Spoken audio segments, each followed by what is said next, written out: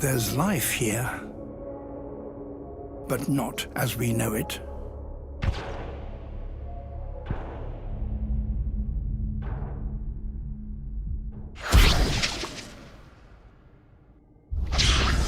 Alien-like creatures produce dazzling displays of light.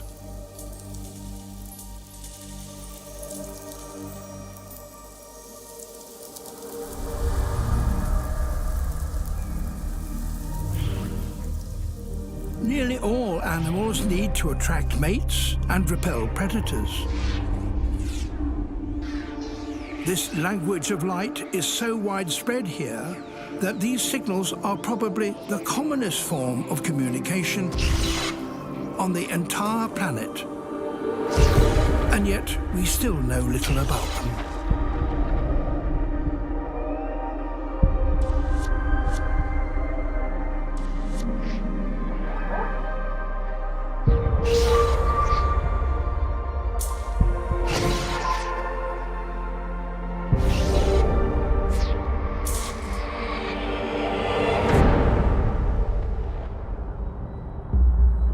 Hunters illuminate themselves and, by doing so, attract inquisitive prey.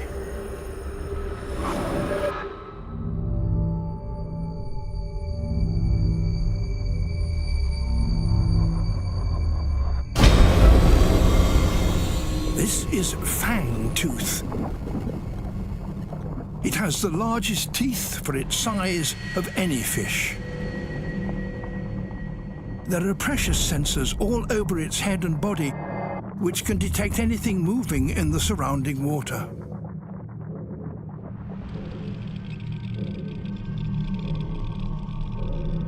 It's the Midnight Zone's most voracious fish. But prey use light as a distraction.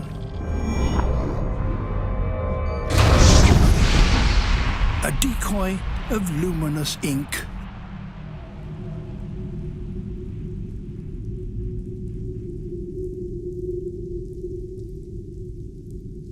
Down here, in this blackness, creatures live beyond the normal rules of time.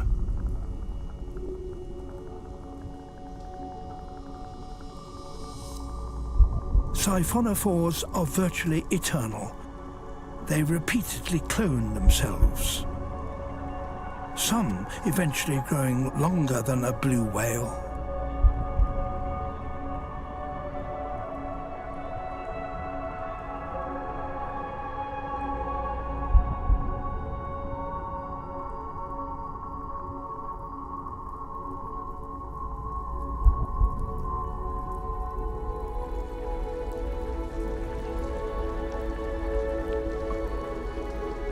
Down here, it snows.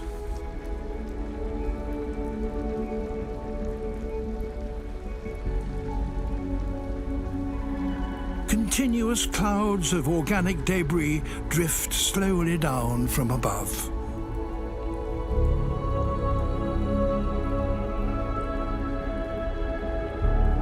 This is food, and a whole variety of filter feeders depend on it. Jellyfish.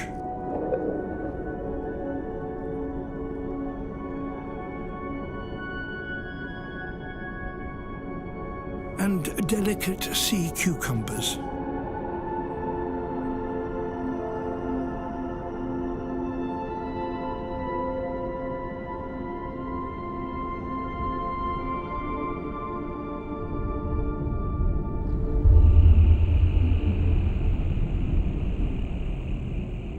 The 1% of marine snow they miss eventually settles on the sea floor.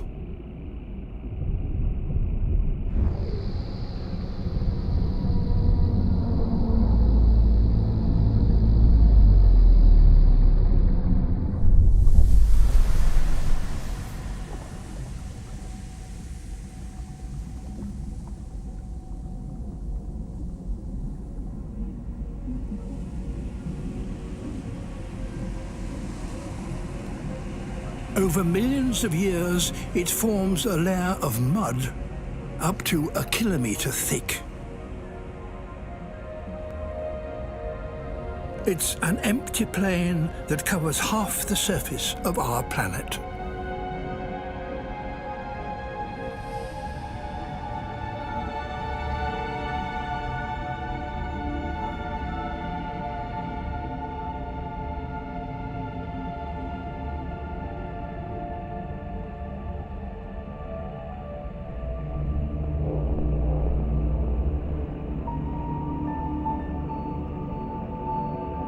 The deep seabed may at first appear lifeless, but it's home to a unique caste of mud dwellers. The sea toad. It is an ambush predator with an enormous mouth and infinite patience.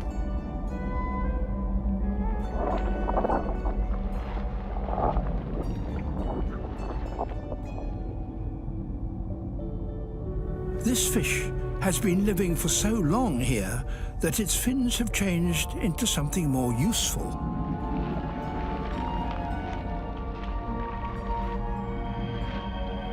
Feet.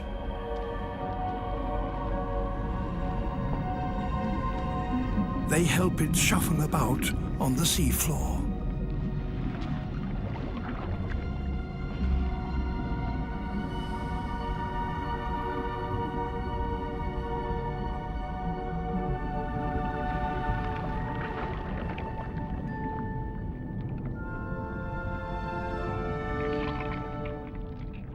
The flapjack octopus.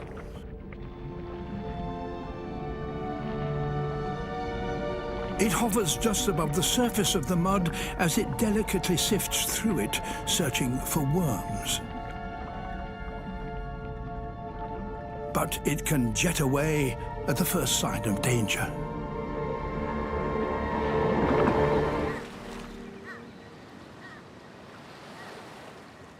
In the underwater forests off northern Japan, the residents of this sunken wreck are waiting for the summer temperatures to reach 16 degrees Celsius.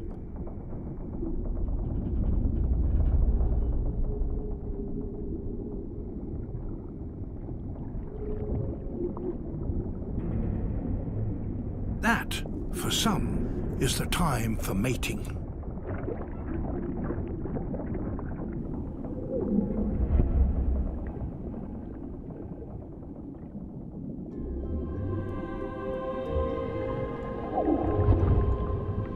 Kind of giant wrasse called a crocodile.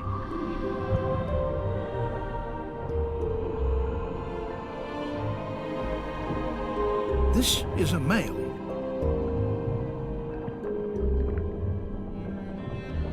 And in female terms, he is particularly handsome.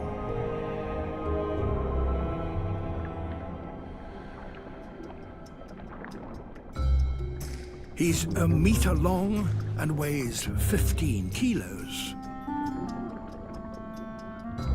Much larger than the diminutive female. And he is ready to breed. He attempts to mate with her, and with any of the other dozen or so females that live in his territory, whenever he gets the chance.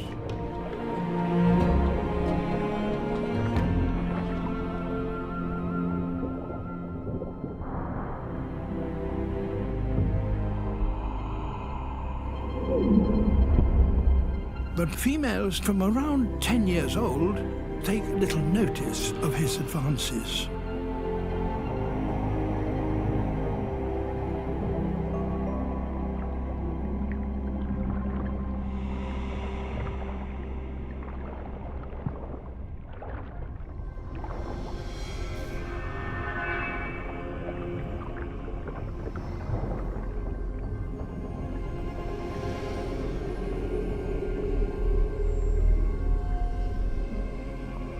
This is because when any large female reaches a critical body size, she can begin a dramatic transformation.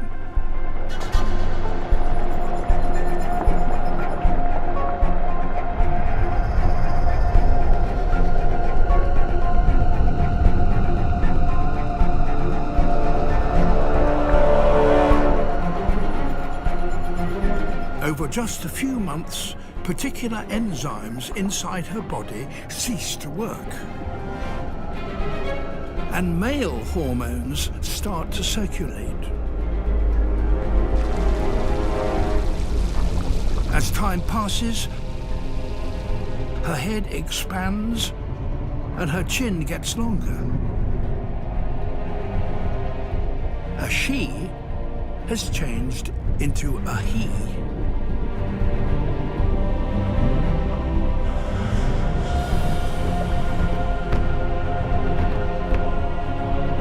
With this comes a change in temperament.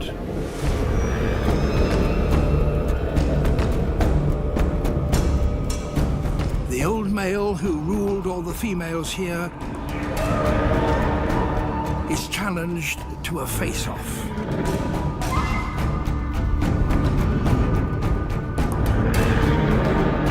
The more bulbous the head, the more it intimidates an opponent.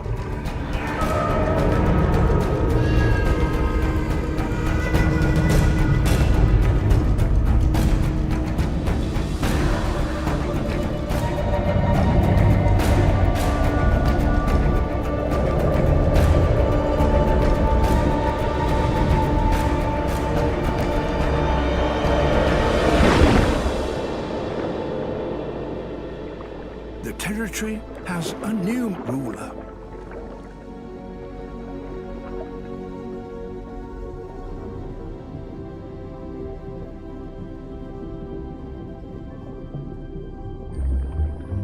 Only the largest females transform themselves in this way.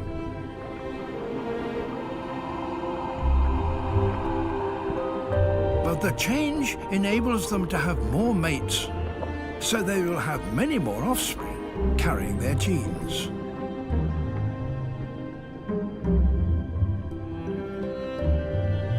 But a new male can't afford to be complacent. Inside the body of every Cooperative female, there is a new male in waiting.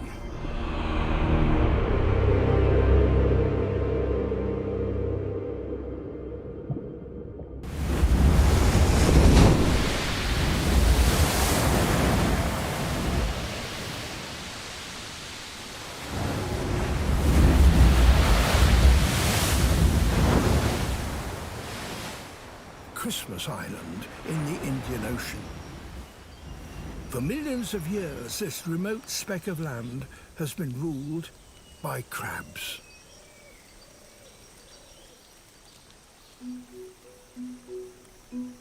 Their ancestors came from the sea, but most have now adopted a land-based existence.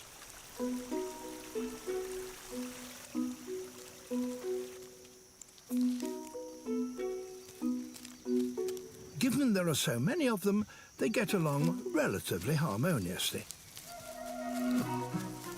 They're the gardeners and caretakers of a tiny crab utopia.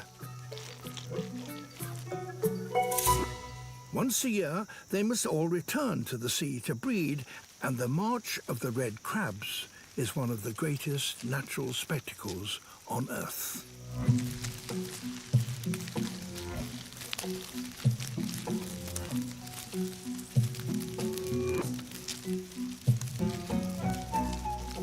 There are 50 million of them.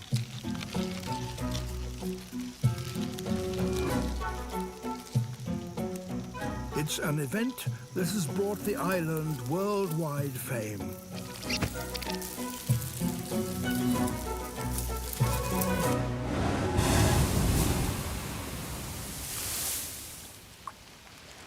But in recent years, millions of red crabs haven't managed to reach the sea.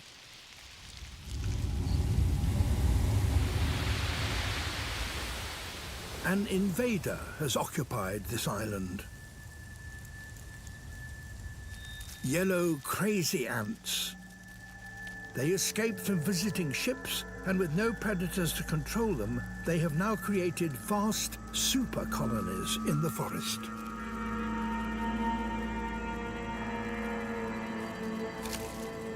When migrating red crabs march into their territory, the ants attack, squirting acid into the crabs' eyes and mouths.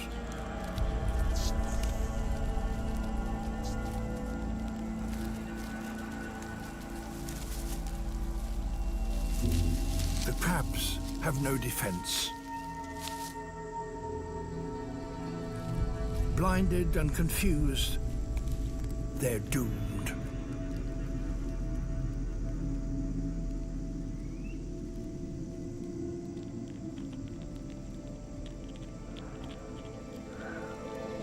Humans brought these ant invaders here, and now humans are having to control them. Isolated communities may evolve for millions of years in relative peace. But when new challenges arrive, they can struggle to cope. Of all the species that have become extinct in recent years, around 80% have been islanders. This tiny poison arrow frog is carrying his tadpole piggerback.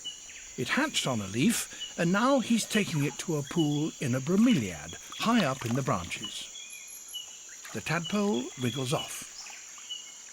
He may have half a dozen babies, each of which he puts into its own tiny pool.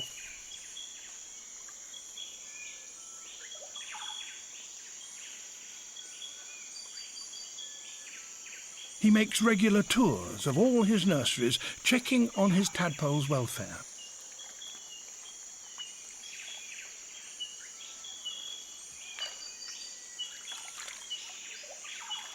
This youngster is hungry and tells him so by nibbling his legs and vibrating against his body.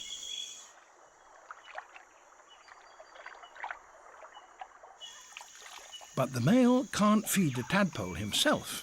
He needs help.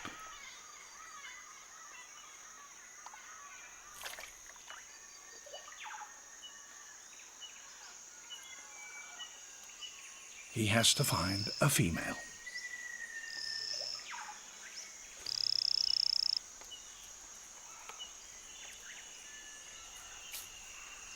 There she is.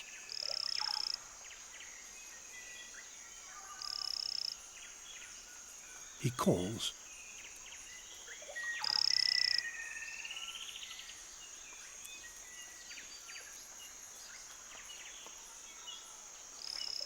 And she follows.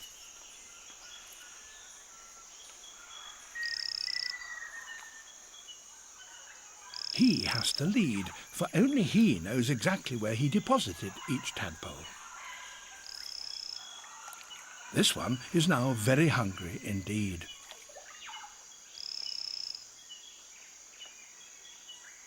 He calls to the female encouragingly.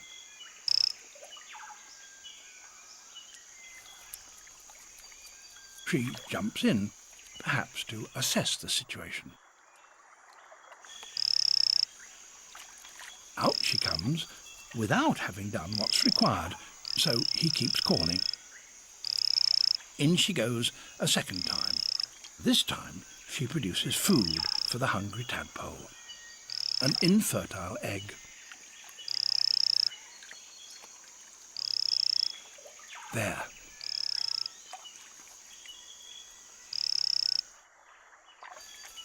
Out she comes, and mother and father embrace.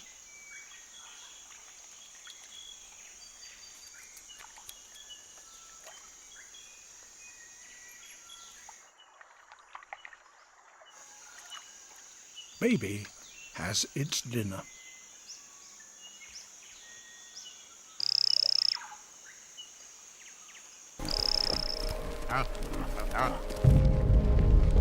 They're setting off on the greatest overland trek made by any animal.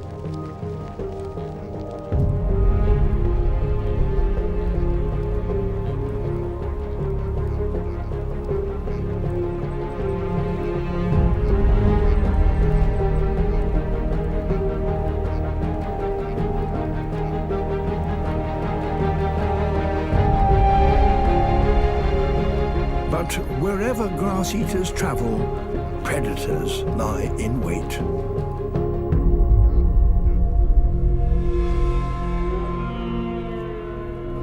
Here they are, Arctic wolves.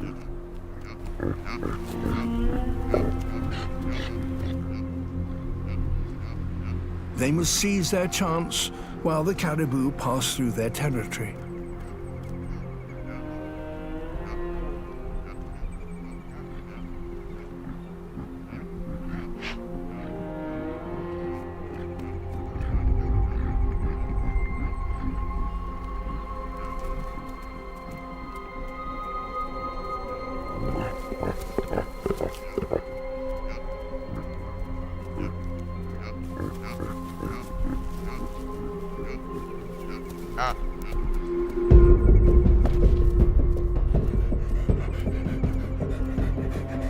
The wolf runs at the herd, trying to flash out the weak or the slow.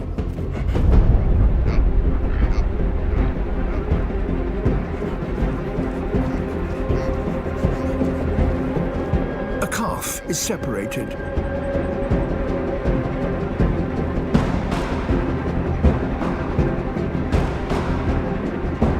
At full tilt, 60 kilometers an hour, the wolf is just faster.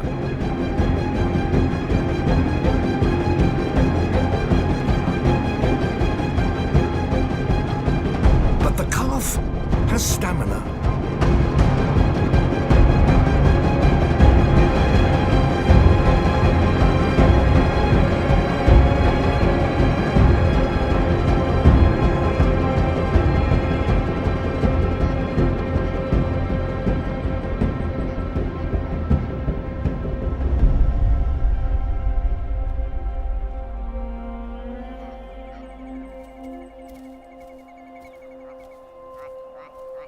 Only a few weeks old, and this calf's will to survive is remarkable.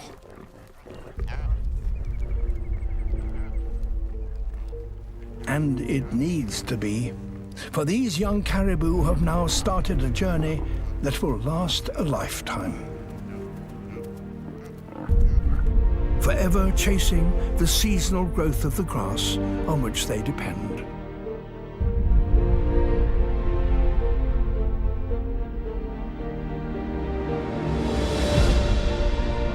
Like all grassland creatures, they are at the mercy of these unpredictable but ultimately bountiful lands.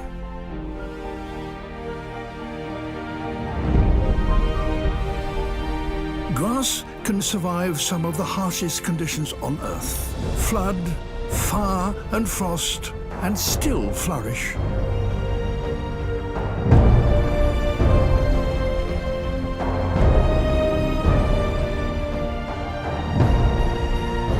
So it is that grasslands provide a stage for the greatest gatherings of wildlife on planet Earth. This far ant has reached the edge of her known world. Her way forward has now become blocked by the rising waters.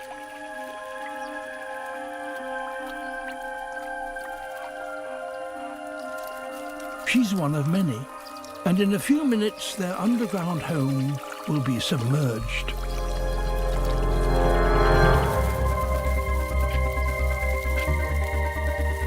Forced to evacuate, workers and soldiers try to save the larval young. As their nest floods, the colony seems to be doomed.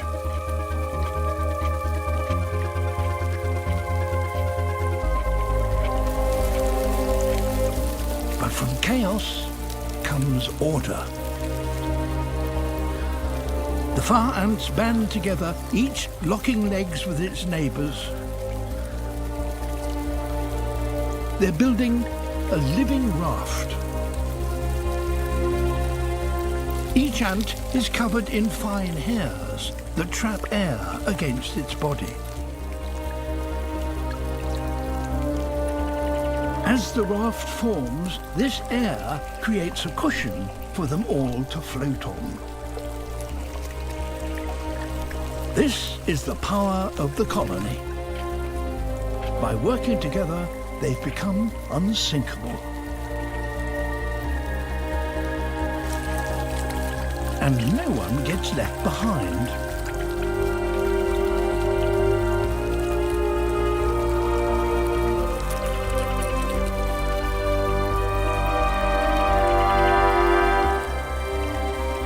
Pulled from the shallows, the colony is now at the mercy of the flood.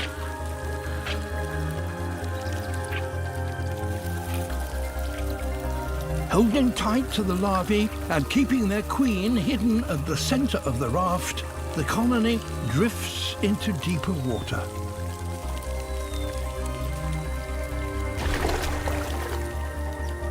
Where they're vulnerable to fish that now swim through the flooded forest.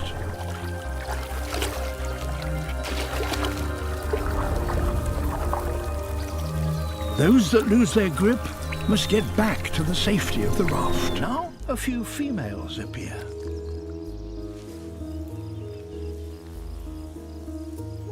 They're much bigger than the males, and warming will take them longer. She releases a scent, a pheromone, that attracts the males. They outnumber her 100 to 1. To speed her own return to activity, she will absorb heat from them.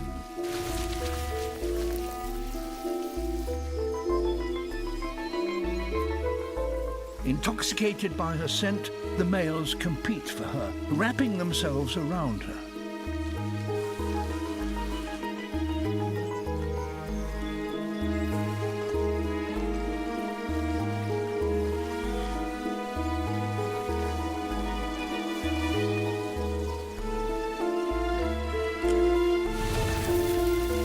She now has hundreds of males on top of her, making mating near impossible. But she has a way of weeding out the men from the boys. She'll make a daring ascent of the nearby cliff. She barges her way through the crowd to get to the rock face.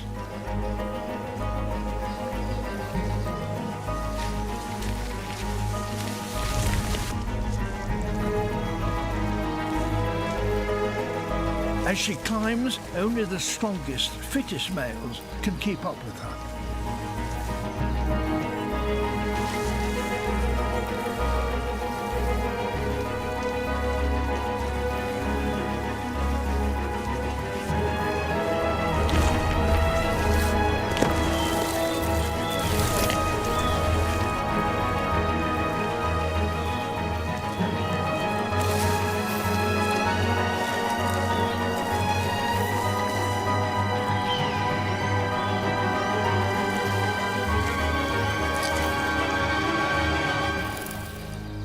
She's made it to the top.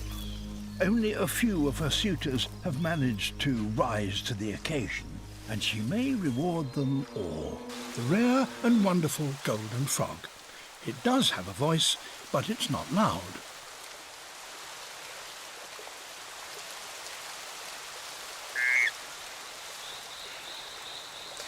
Individual males set up their territories beside the river and then wait for females to turn up.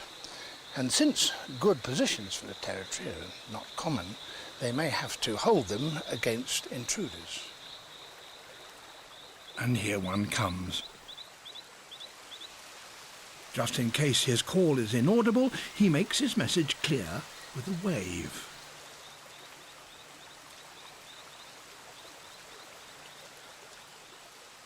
And his rival waves back. He repeats his message so there's no misunderstanding.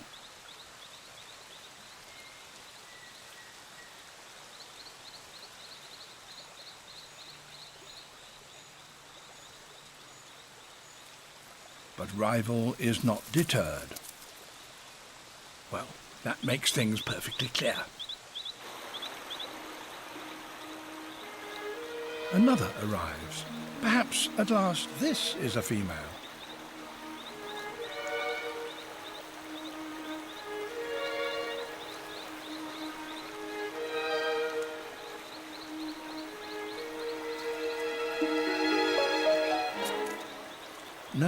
it's another male, so there will have to be a wrestling match.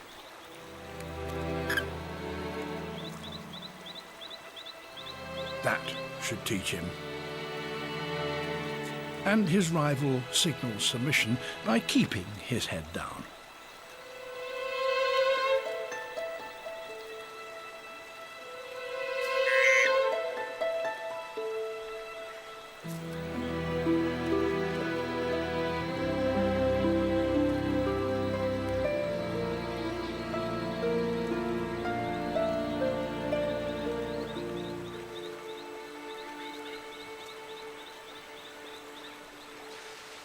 Now, where are those females? And here she is. She is pure, unblemished gold, and much bigger than he is.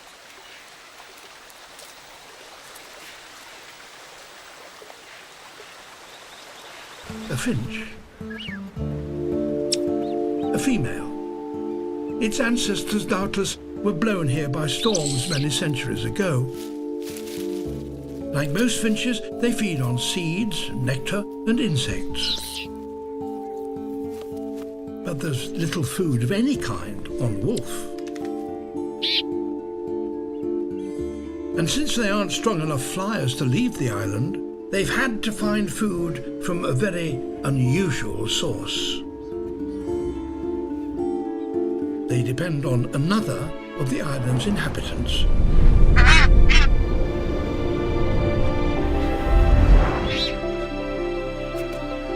Nazca boobies.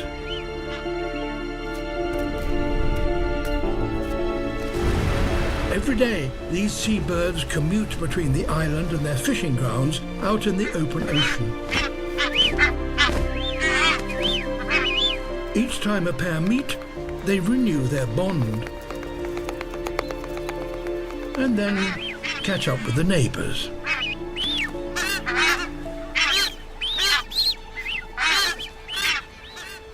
Now is the time to hop into action.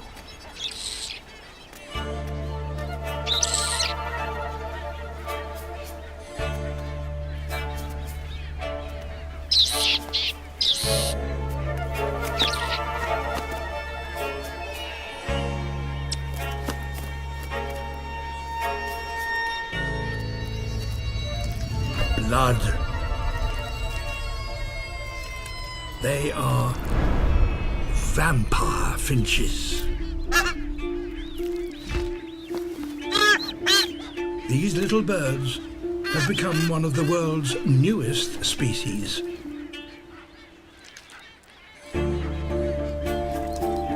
She cuts the quill of a large flight feather and the blood flows. The sight of it attracts the attention of others.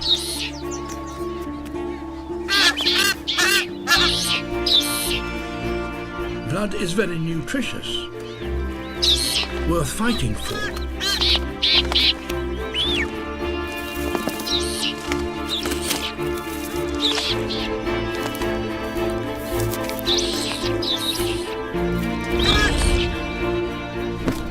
So, with this never-ending supply of food, the vampire finches can flourish on an island where otherwise they could not survive.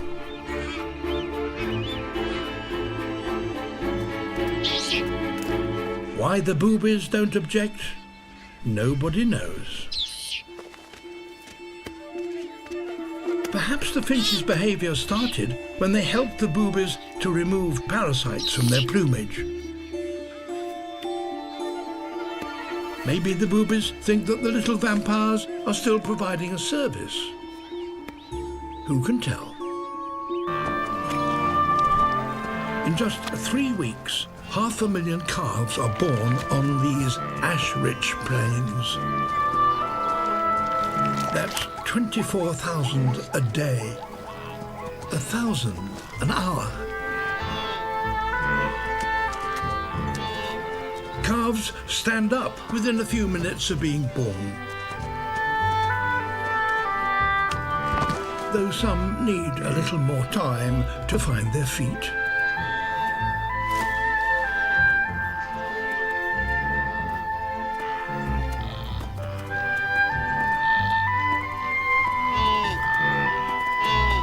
But a mother won't let her calf suckle until it's mastered a few physical skills. Walking, trotting, and running.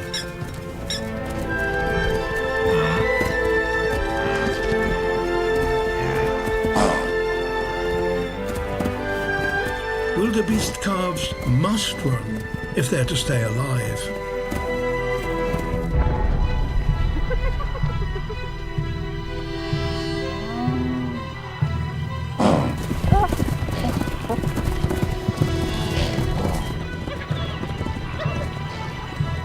For these plains also support the greatest assembly of hunters on the planet.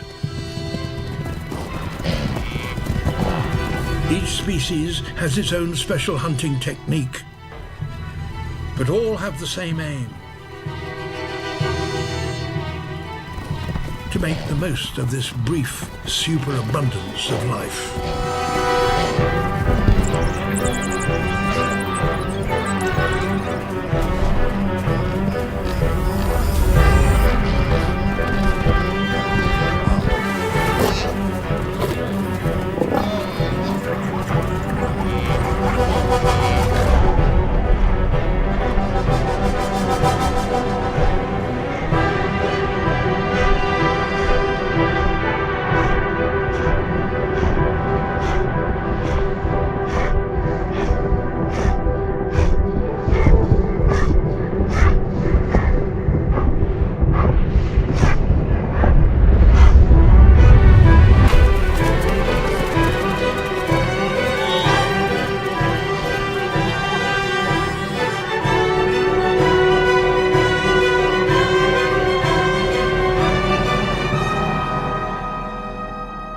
Only 1 in 10 wildebeest calves will survive to adulthood. But that is enough to maintain the million-strong herd of wildebeest and the planet's highest density of predators. A little red flying fox. Their ancestors flew here, travelling along the chain of volcanic islands that links Asia to Australia. But their huge wings, which stretch from their fingers to their toes, make it difficult for them to walk or take off from the ground. So when they want to rest, they hang upside down in trees.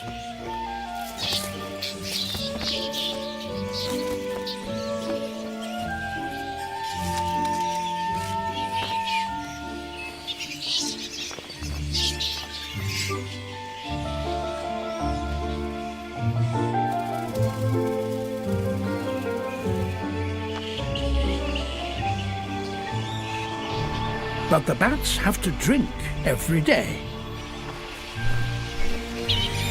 And they do so on the wing.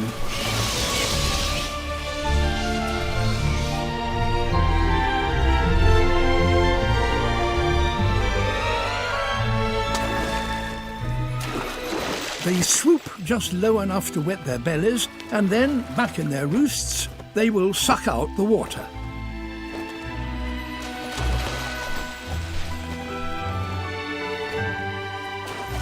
Each evening, 10,000 of them come here.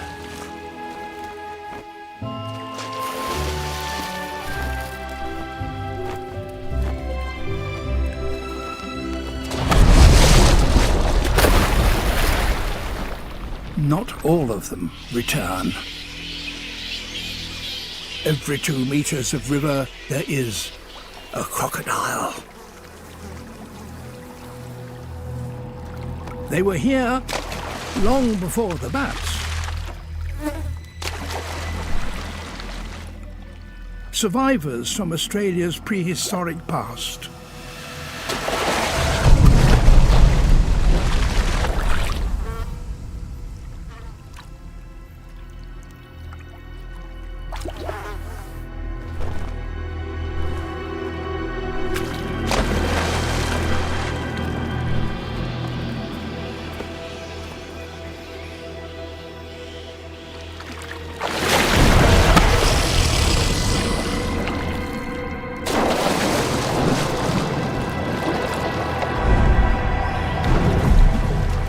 These dramas have been taking place for millions of years.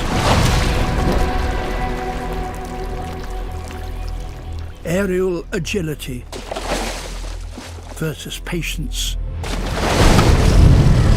and deadly speed.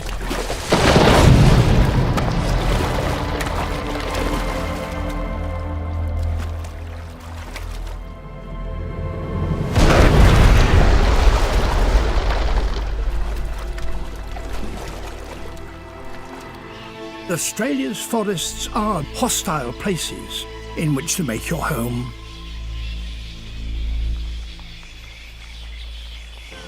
St Andrew's Beach is one of the most crowded on the planet, and so holding a territory here is a constant battle.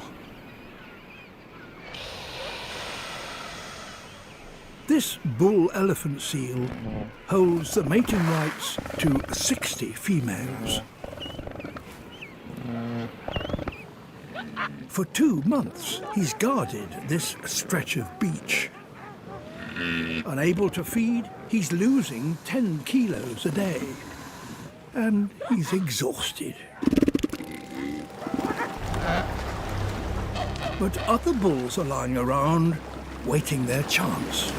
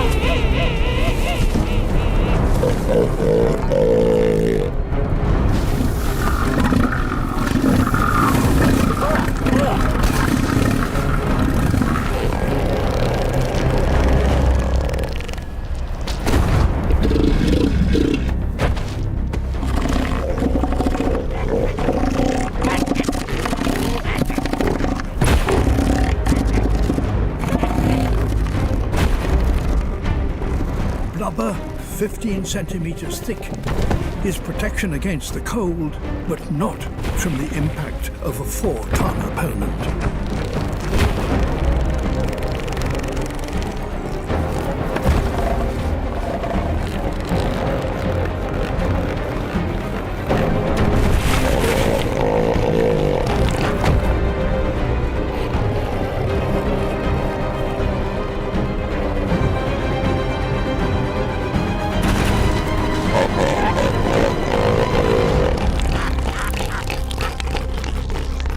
Holds his ground and forces the intruder back out to sea.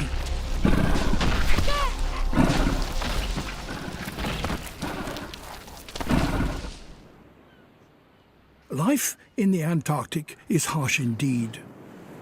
But all these creatures come here because the Southern Ocean is one of the richest on Earth. 3 weeks ago, these mile-wide sandbars didn't exist. In another 3 months, they'll be back underwater. But now they provide a crucial opportunity for giant river turtles. They've been coming here at precisely this time of year for generations.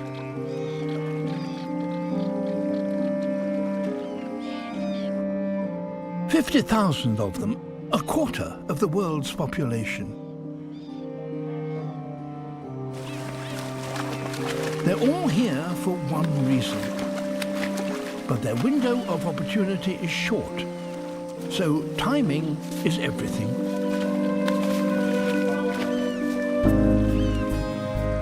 Scaling the 3-meter-high banks will take this female higher and drier than she's been for months. She's come here to lay her eggs. But others have beaten her to it.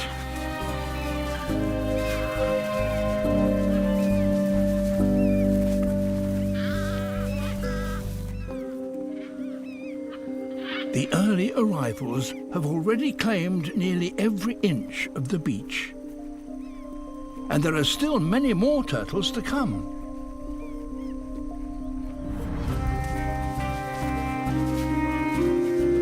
Wherever she turns, the space is taken.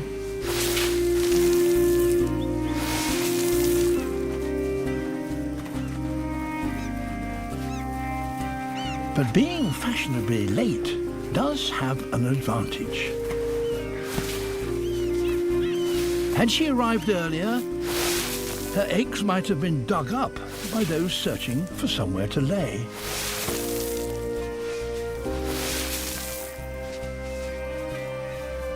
She's found her spot.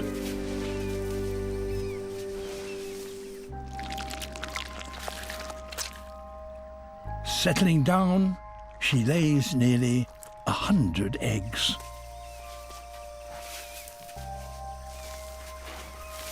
Burying them keeps them safe from predators, and the warm sand incubates the clutch.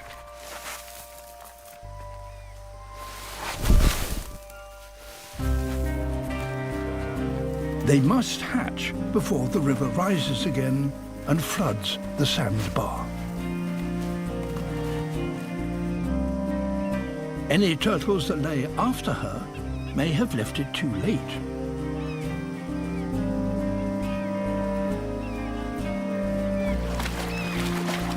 Hopefully, she has got her timing right.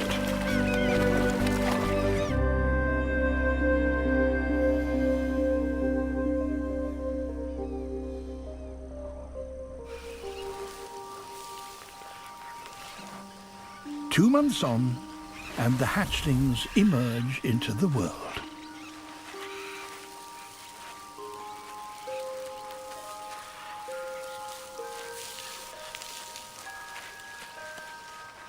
They were laid at the perfect time.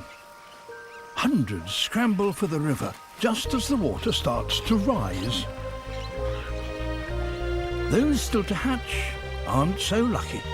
A baby North American painted turtle. It and the rest of its clutch have only just hatched. But it's late in the year, and the chill of winter has already begun. If the hatchlings clambered out of their hole now, they would find nothing to eat, so they stay where they are.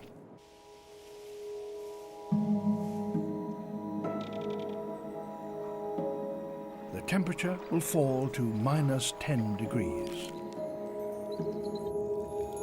Ice crystals grow around the babies and even inside their bodies, but their tissues are protected by a kind of antifreeze. This would kill any mammal or bird. They remain in this deep freeze for up to 6 months.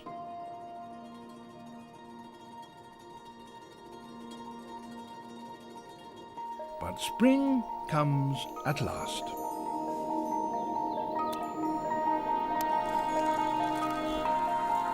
The ice melts around them and eventually within them.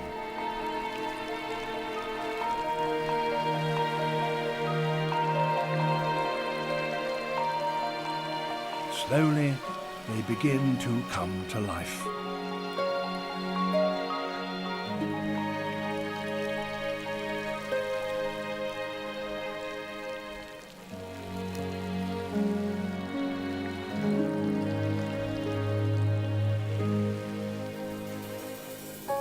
It takes quite a time for them to become fully functional, but eventually they're ready to face the outside world.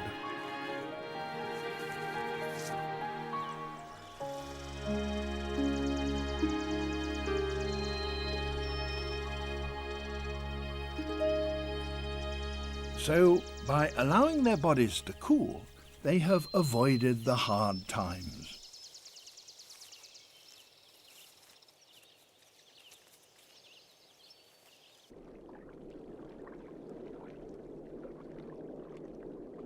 With the arrival of spring, their parents are now preparing to breed again.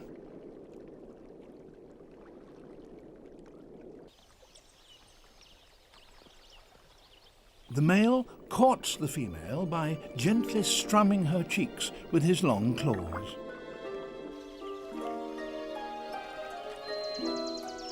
And she responds.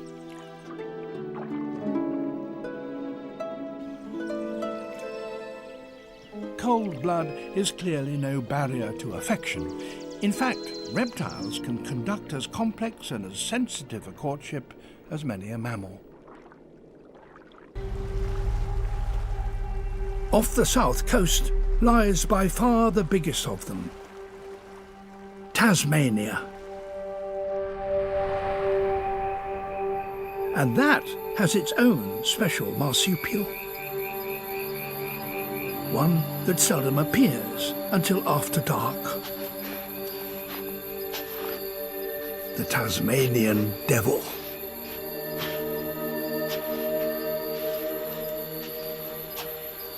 Many predators inhabit a territory packed with prey, but here there's nothing like that for them.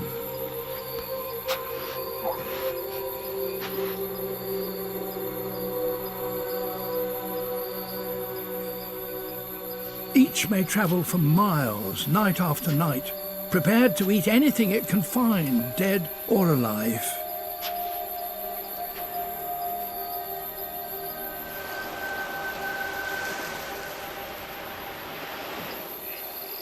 The shoreline is a good place to search. There might be some small creatures to catch here, or maybe something that the tide has brought in.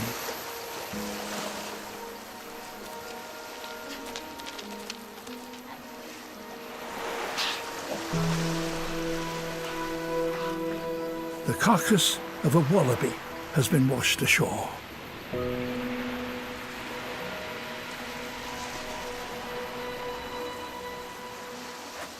Tasmanian devils can eat 40% of their body weight in one session, and they have hugely powerful jaws. They tackle everything, even bones.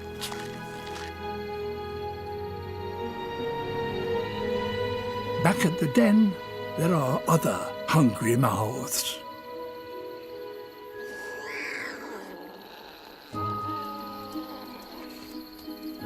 Her two youngsters are 6 months old. They still rely on their mother's milk, but they're feeling peckish. There must be something solid they could find for themselves while they're waiting for a drink.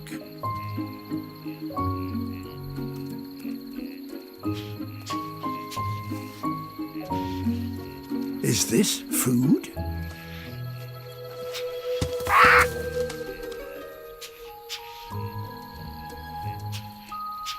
That possum smells tasty, but it's a little high up. This looks more promising.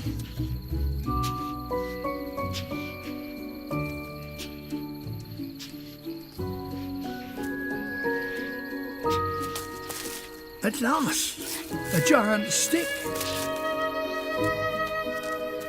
Not bad for a first go.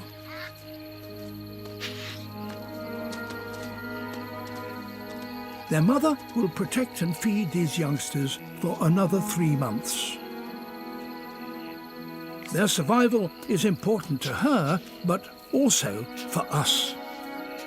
Because these are one of the last devil families in the world.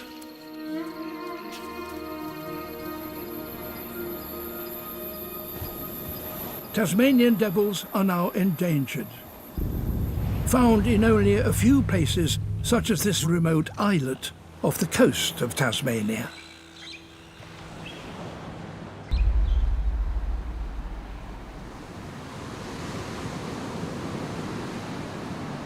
The oceans around southern Asia are also feeling this pressure.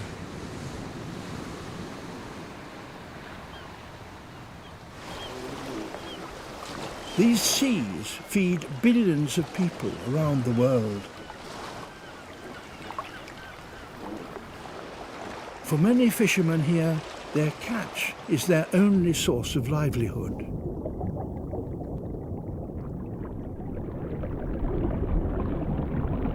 And there is one fish here that they prize above all others.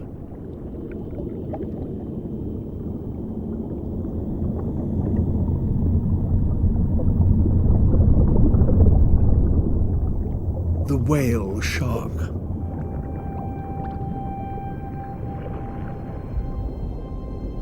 It swims slowly, gently harvesting the plankton. It's almost 20 meters long, the largest fish in the world.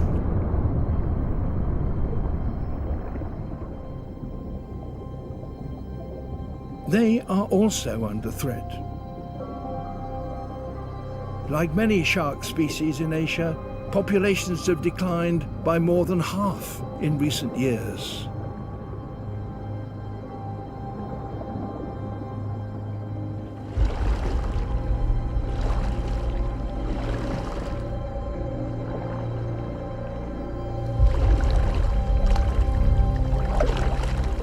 They are an easy and valuable catch.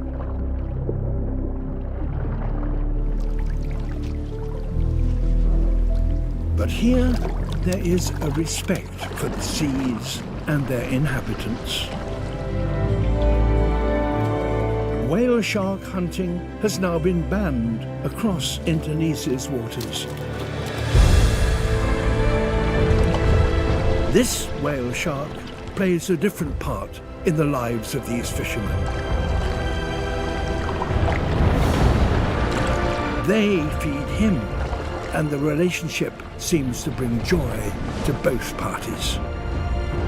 And with this new protection has come something truly remarkable.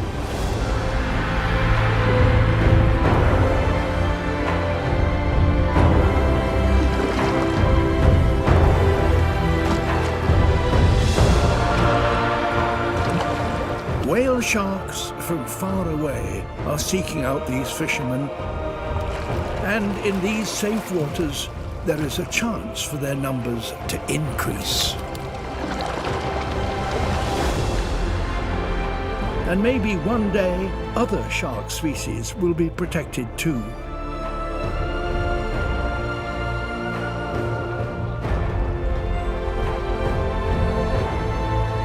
The people here have made a simple but extraordinary choice. Fishing in a way that is sustainable for themselves and the animals.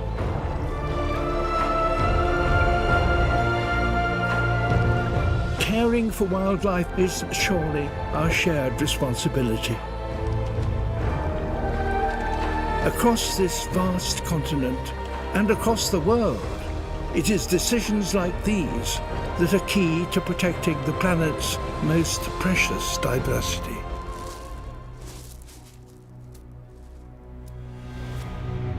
And now the snakes are on the alert. This is the best feeding opportunity they will get all year.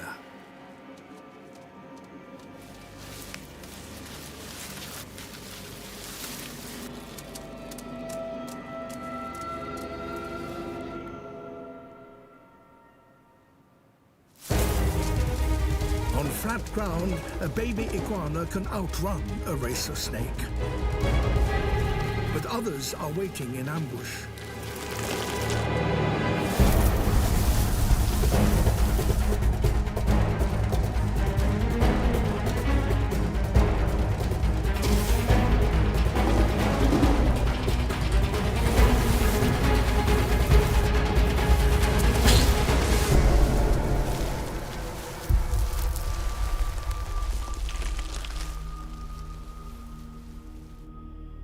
Another hatchling has its first glimpse of a dangerous world.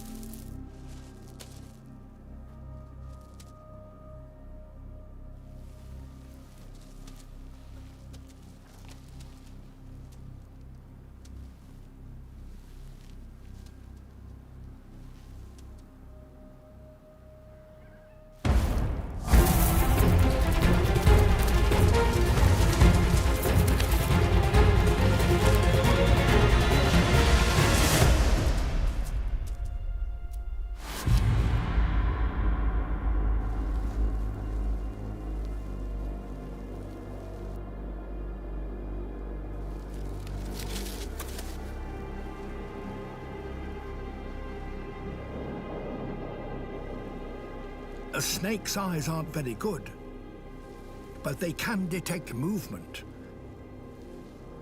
So if the hatchling keeps its nerve, it may just avoid detection.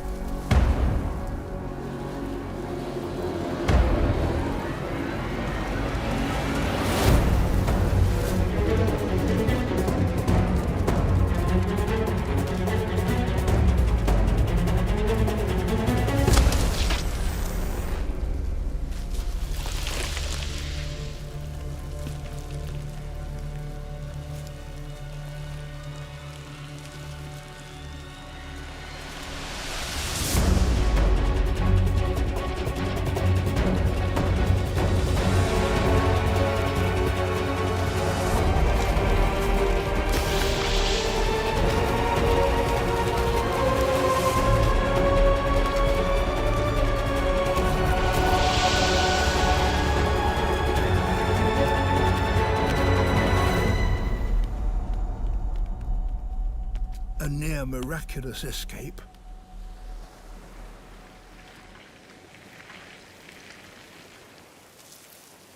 The lucky survivors could begin learning the unique way of life demanded by this hostile island.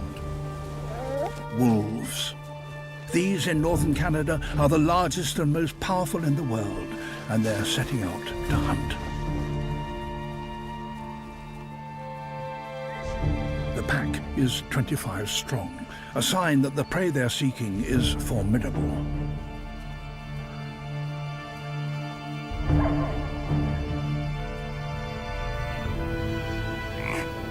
These bison are even bigger than their southern cousins and the largest land animals in North America. For generations, wolves and bison here have been shaped by their battles with each other, making each the most impressive of its kind. The bison will not stay long among the trees. They're not safe here.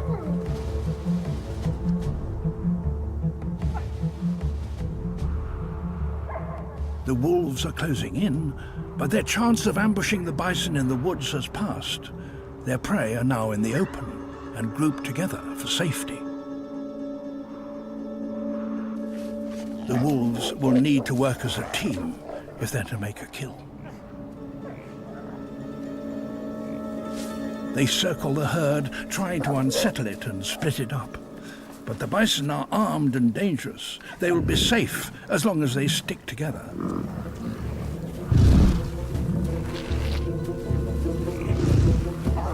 The wolves up their game, harrying the herd, a ploy to trigger a stampede and split away one of the smaller ones. The bison form a defensive circle around their young, horns pointing outwards.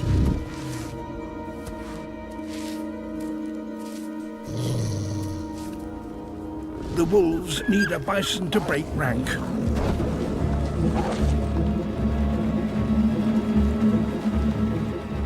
But the tables are turning, and now the wolves have to retreat. The pack focus their attention on the rear of the herd, and the bison begin to panic.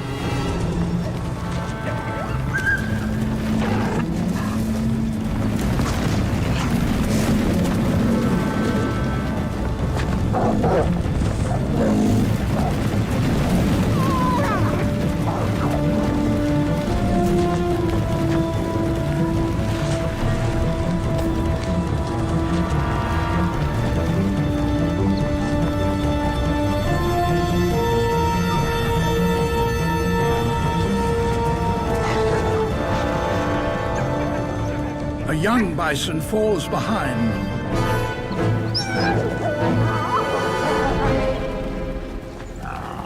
Even this yearling dwarfs the wolves.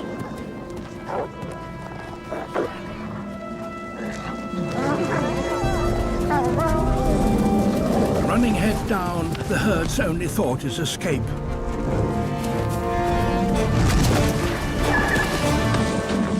A stroke of luck for the wolves.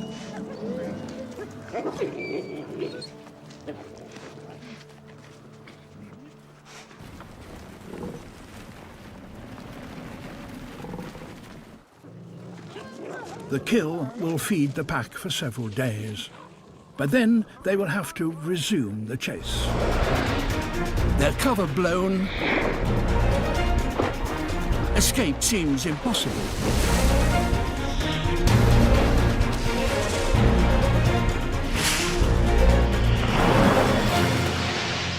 But these particular fish have a unique ability.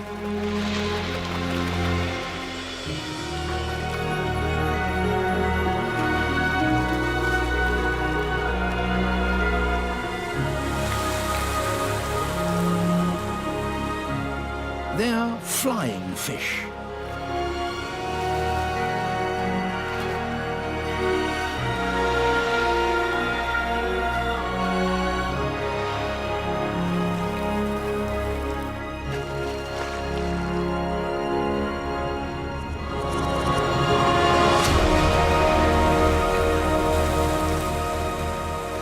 With an extra thrust from their tails, the flying fish get airborne once more.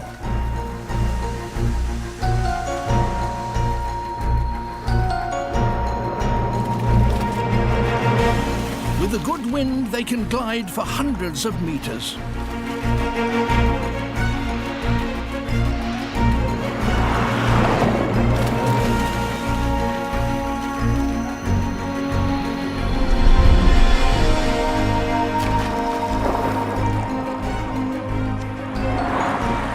But this is just what the frigate birds have been waiting for.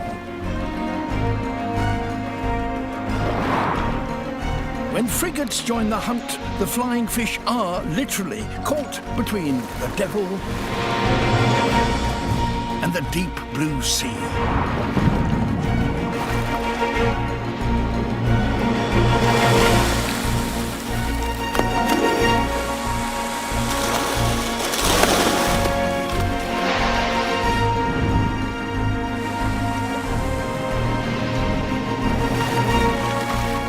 If the flying fish get too much lift, they become easy prey for the frigates.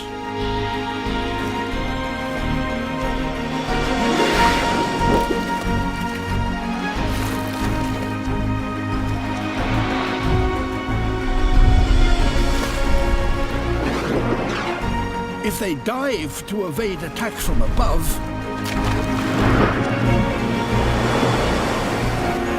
they could fall into the mouths of the Dorado.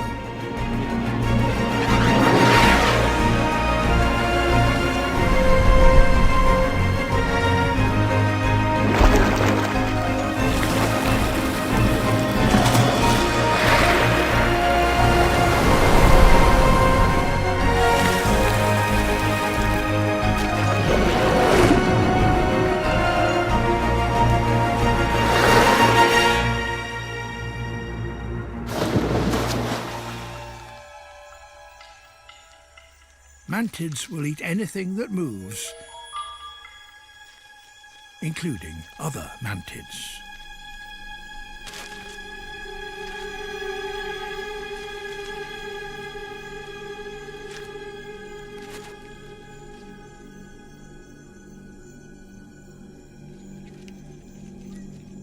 Time to leave.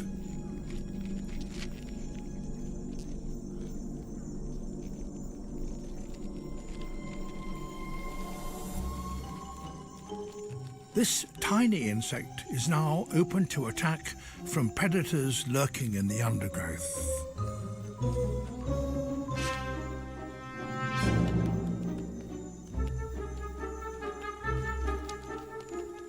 Whether an individual mantis survives or not is partly a matter of chance.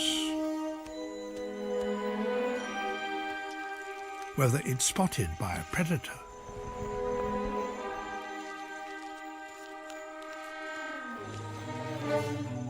whether it turns right or left.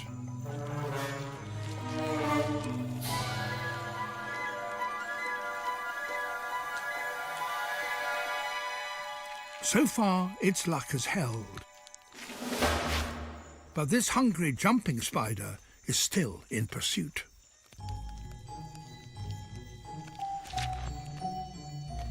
A mantis is born with exceptional eyesight, but the spider's is even better.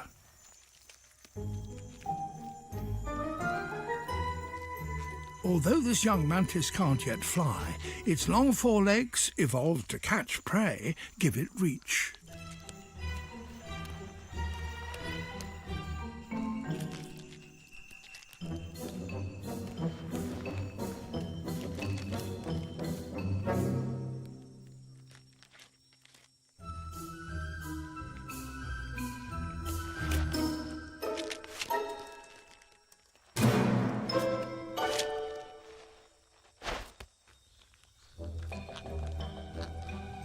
There seems to be no escape.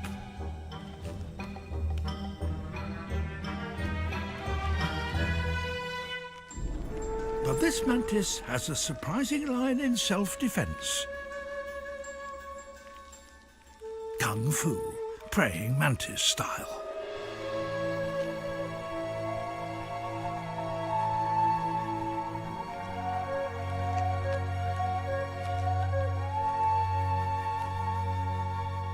Of course, it's all bluff, trying to look bigger and confuse its enemy.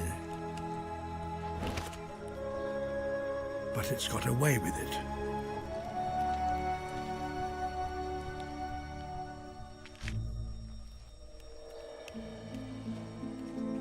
Just staying alive for its first few hours is a significant accomplishment for a newly hatched insect. But there's still a long way to go. With a bit of luck, in 2 months' time, it will be as big and beautiful as this orchid mantid.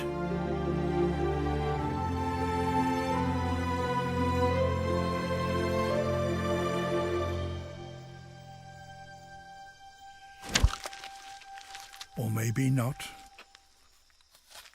After all, mantids are cannibals. However, there are plenty more where that one came from.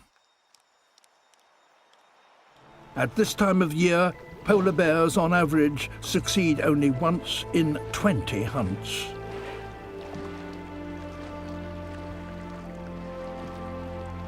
If the hunter is skinny, like this one, that may not be often enough.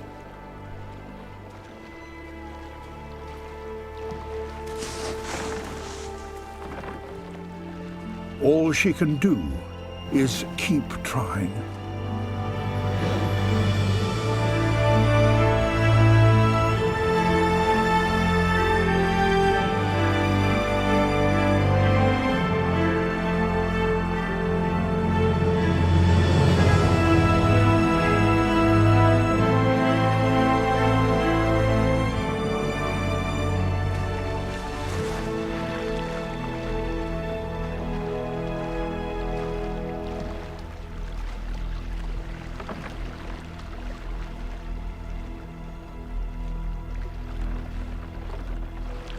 To prevent her scent betraying her, she makes a wide sweep to get downwind of the seal.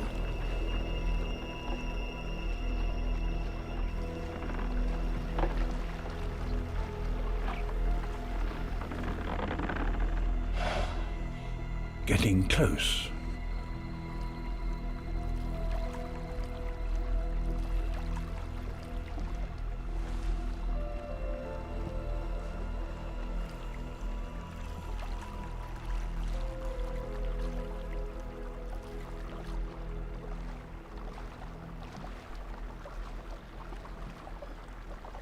She's now right behind the seal.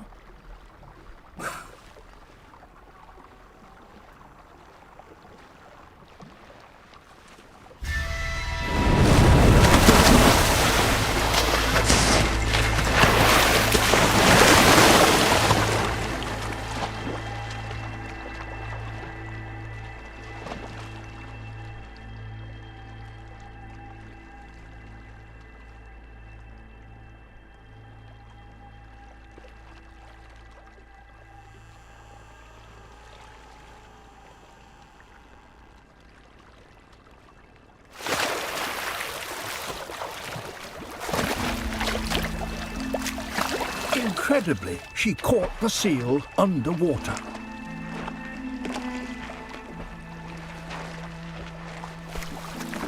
It's only small, but even so, its blubber alone will contain 100,000 calories, enough to sustain this bear for a week.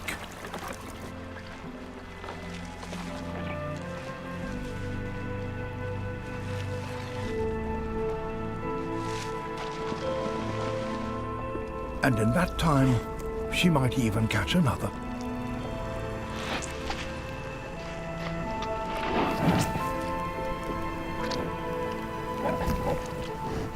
But this can't go on forever.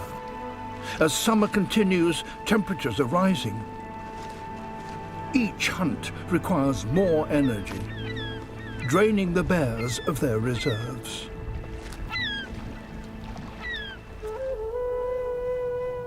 Kenya, famous for its big cats, the supreme hunters.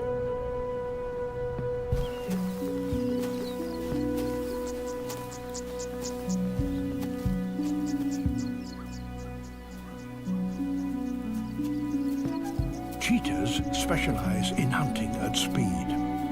Though fast, they're fragile creatures built to sprint after small prey. They don't have the strength or weight of a lion to bring down larger animals. This male is different. He doesn't hunt alone. He's learnt that there is strength in numbers.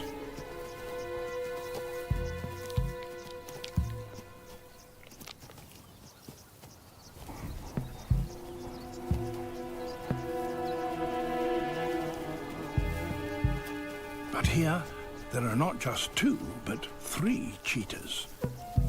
A band of brothers.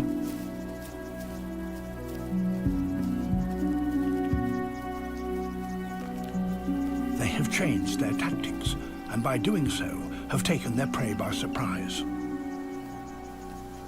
They have learnt that, working together, they can bring down large prey. An ostrich, a bird that towers over a cheetah and is more than twice as heavy. It can't fly to escape danger, but it can lash out with a deadly kick.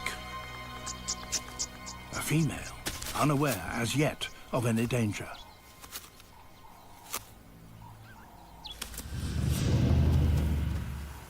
Even with 3 of them, this is still highly risky.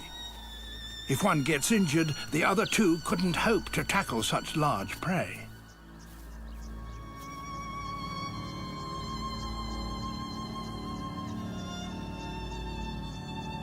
On the other hand, if they get it right, the rewards are huge.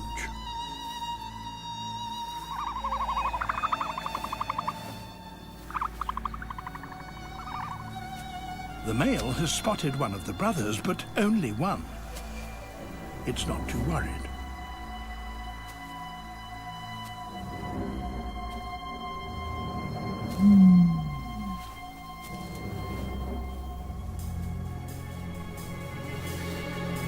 Then suddenly there are 3.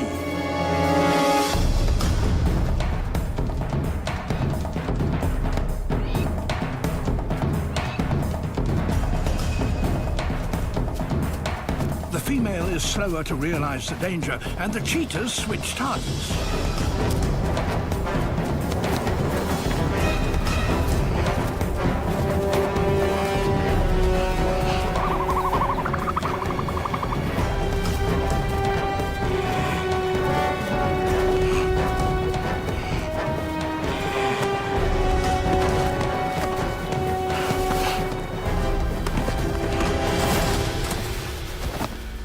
It takes the combined effort and weight of all 3 brothers to bring down this powerful bird.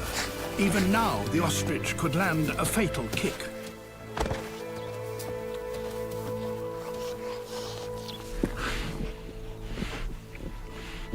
So far, the brothers are winning. Ostriches have yet to find a way to foil such tactics.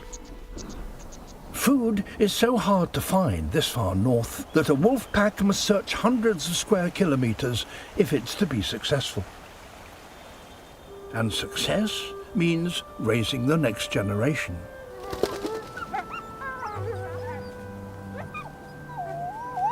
To do that here, the wolves must work together. So the young are raised not only by their parents, but by their aunts and uncles as well.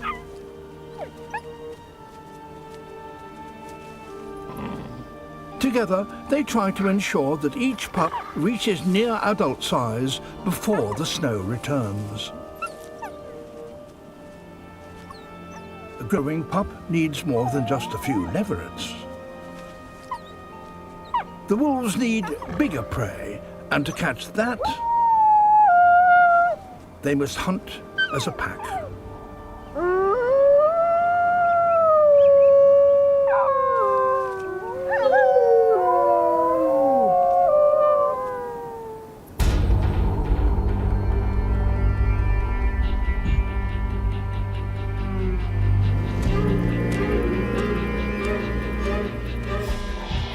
Adult hares may be easy to spot, but they're far from easy to catch. They run at 60 kilometers an hour.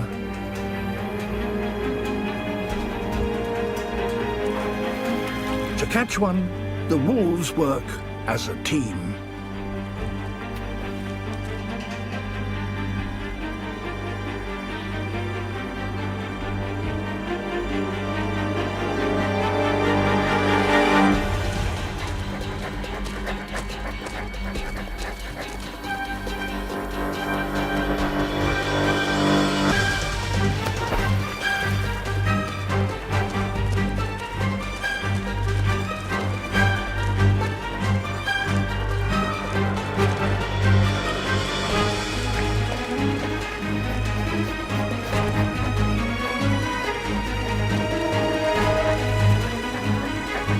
One of them gets close enough to bite the hare's tail. But a hare can change direction in an instant.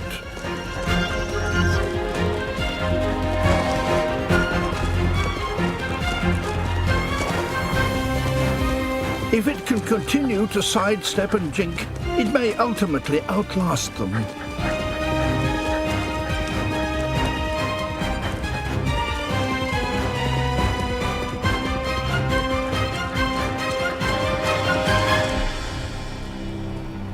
Finally, it gets away.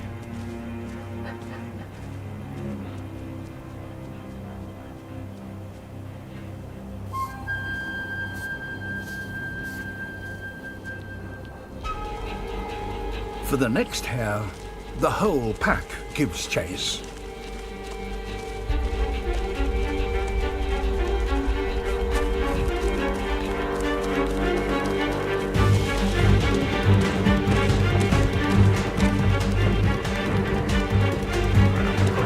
Now numbers count. The lead wolves keep up the pace. Others run on either side, so the hare can't change direction.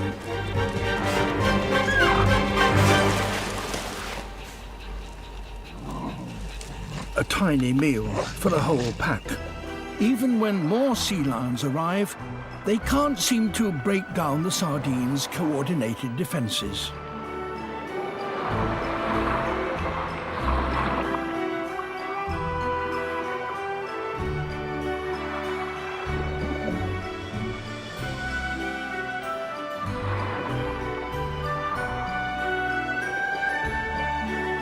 With a shoal this big, the sea lions need to isolate a smaller, more manageable group of fish.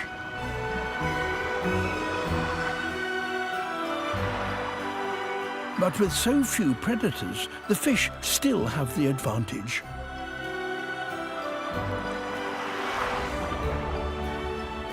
All the sea lions can do is keep the sardines at the surface and wait for others to join them.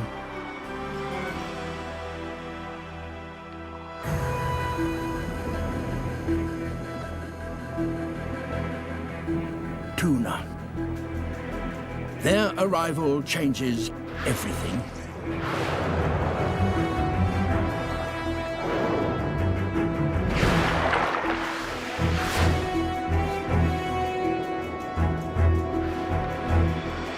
Tuna attack from below, cutting off the sardines' escape route down to deeper water.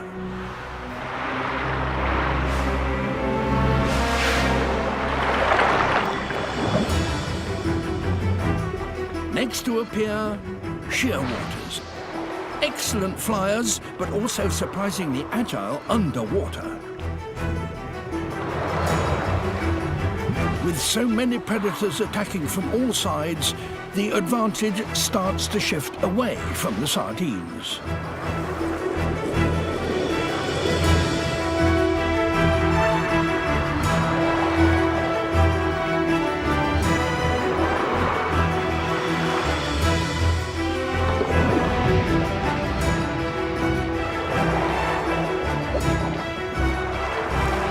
As the fish pack ever tighter, their shoaling strategy now makes it easier for the hunters.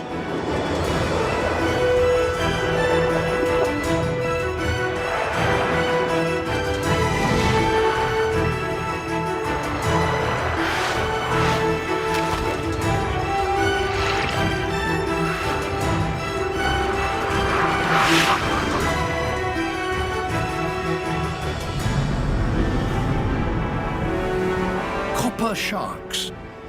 They've scented blood in the water.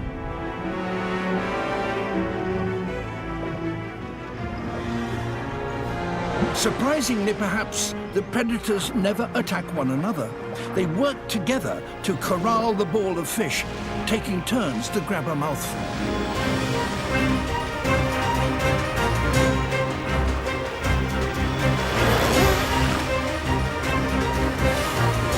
Common dolphins. As the shoal gets ever smaller, each sardine scrambles desperately to hide in the middle. But now there's no escape.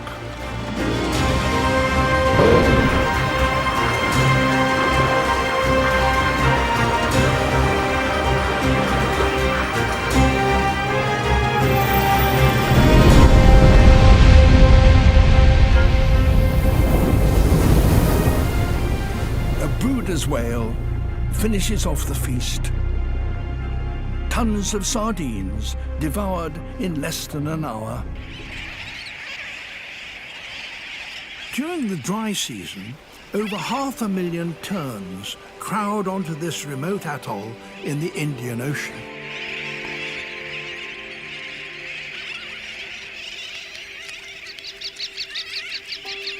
Their chicks are still in their dark juvenile plumage.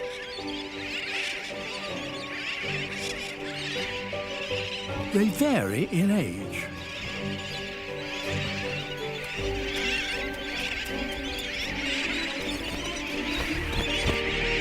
Whilst the more advanced chicks take to the air,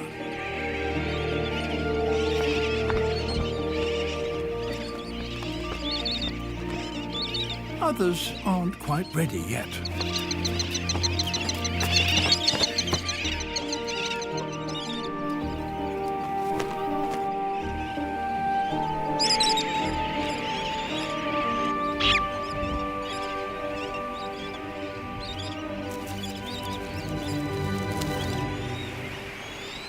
Those just starting to learn to fly use the shallow lagoon that occupies the center of the atoll as their training ground.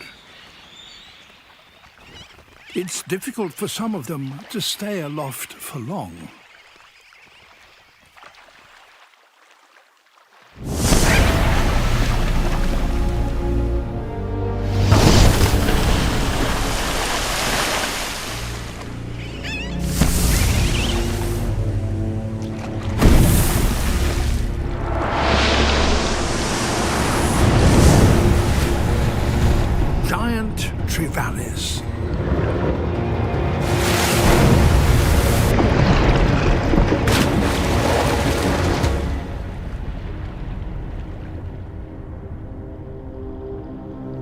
Usually, they are solitary hunters, but about 50 of them have come here from neighboring reefs, attracted by this abundance of potential prey.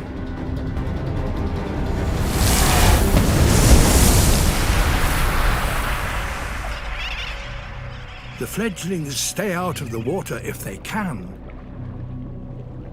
They even drink on the wing.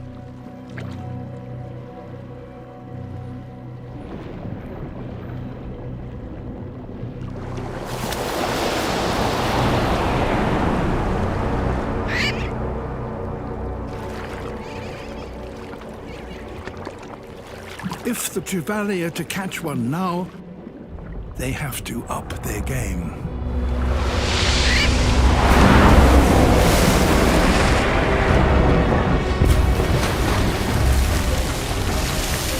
So there is a fish here that, amazingly, has a brain capable of calculating the airspeed, altitude, and trajectory of a bird.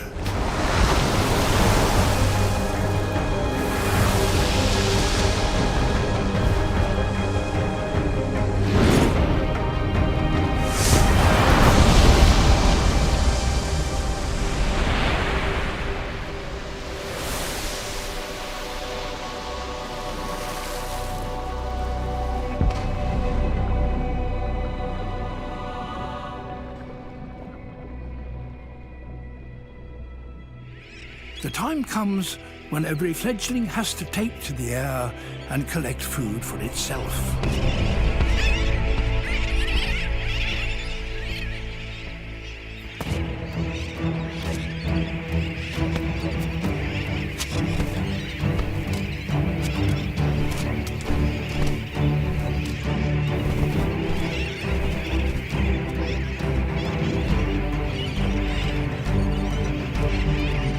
Their parents lead them to the training grounds.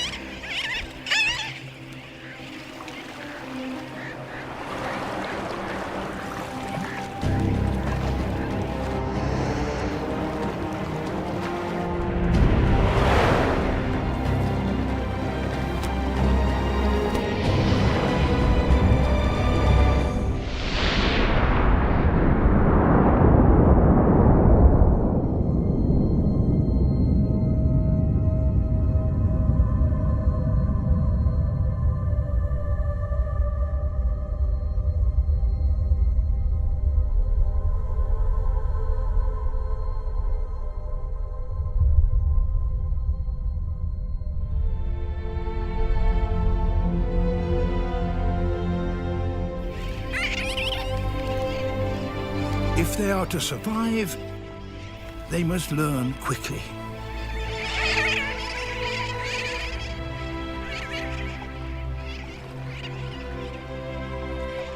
After a month of practicing over the lagoon, the youngsters start to leave and take their chances out over the open sea. But leopards are the most versatile of all the big cats, adept at finding cover in the most unpromising places.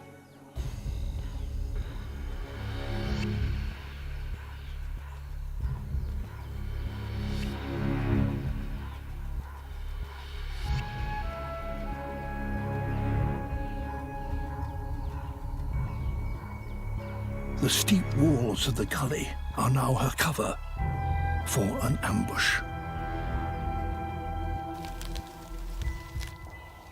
The male puku is close enough, but he's too big to tackle. She needs to slip past him without being seen.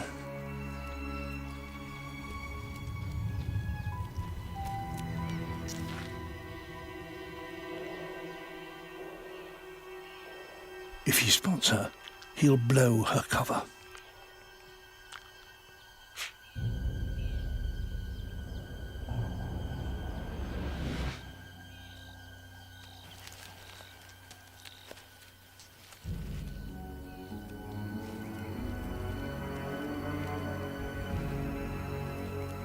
Slowly it does it.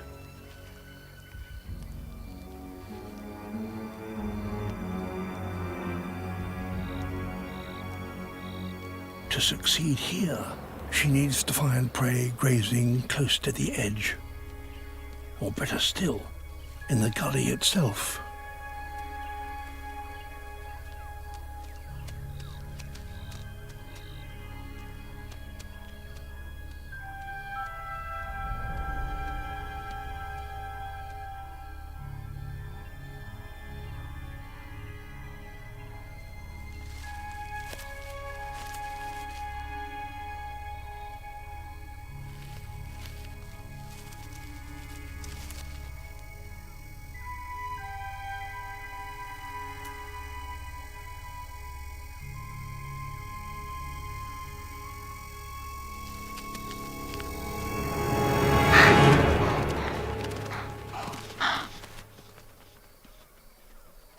Frustration. Success would have staved off hunger for a week.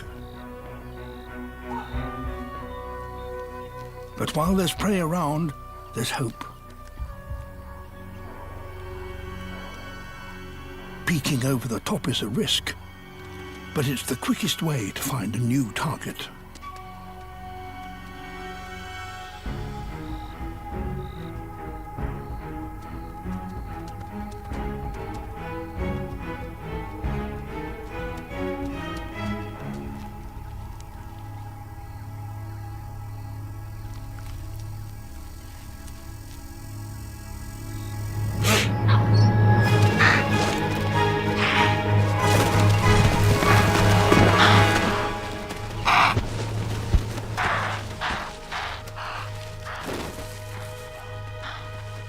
A burst of speed of 65 kilometers an hour, and it's all over in less than 6 seconds.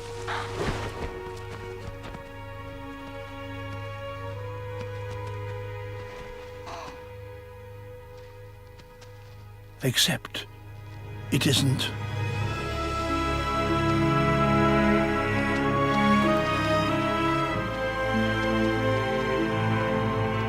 Dazed and disorientated, the impala makes a miraculous escape. The Namib Desert, one of the most exposed places on Earth.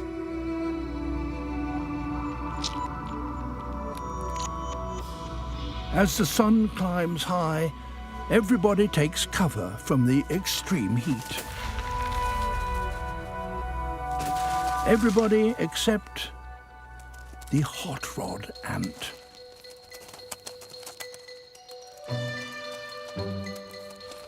As others take refuge, their day is just beginning. Cleaning out the nest.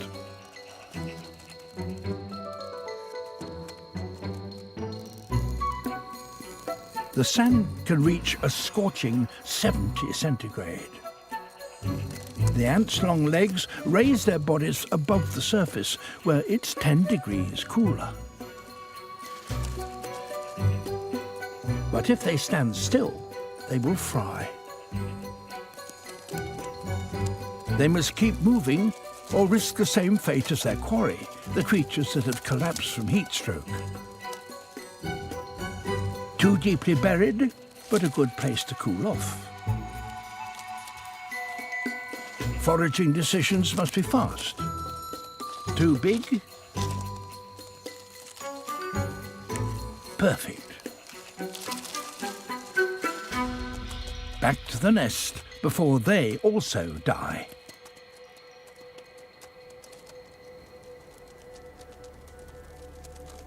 But they've strayed into a minefield.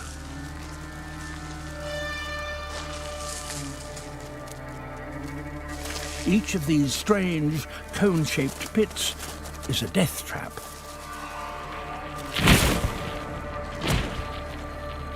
With a brutal predator at its center.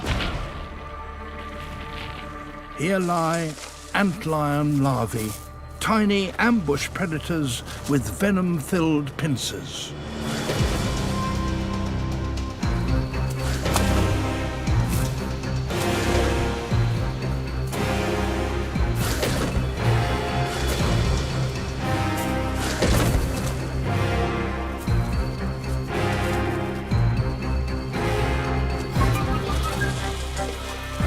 Some ants manage to escape, but the antlion has other tricks. Flinging sand into the air, it creates an avalanche.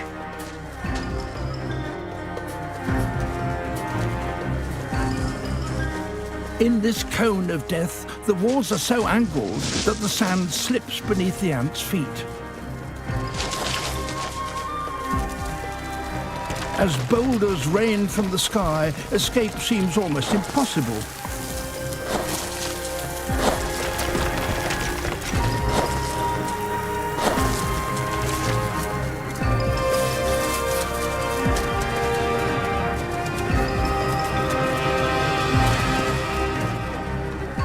Phew.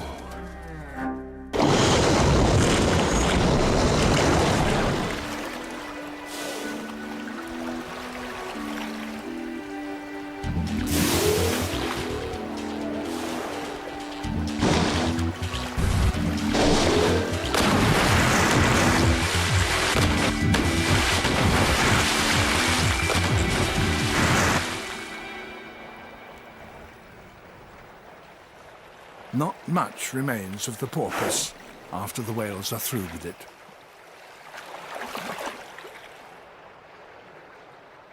Killer whales don't just target prey smaller than themselves. Off the coast of California, a grey whale and her baby are in serious danger.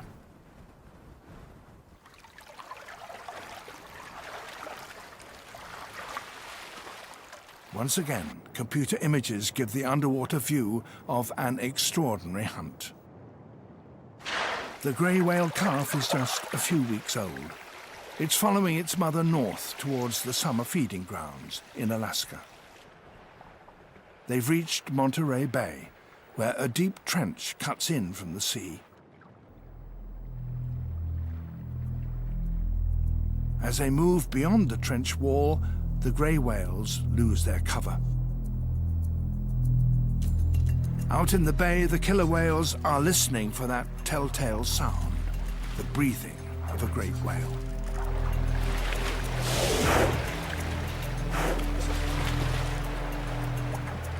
Immediately, their behavior changes. The killers close ranks like a hunting wolf pack.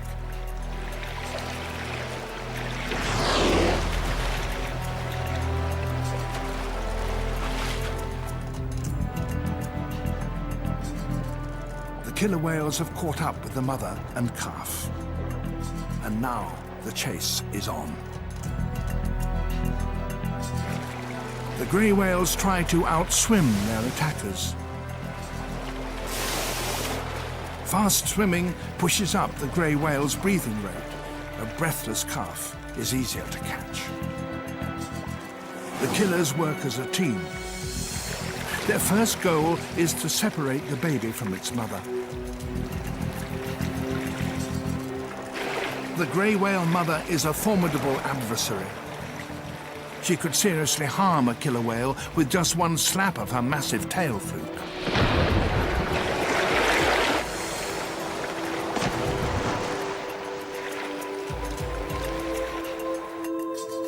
One of the attackers pushes between mother and calf.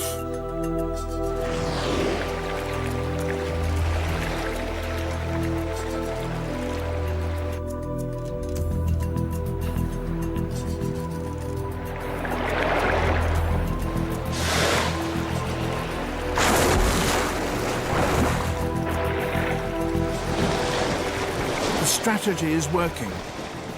The grey whales are forced apart. With the baby separated, the killer whales change strategy. Now their goal is to drown the calf.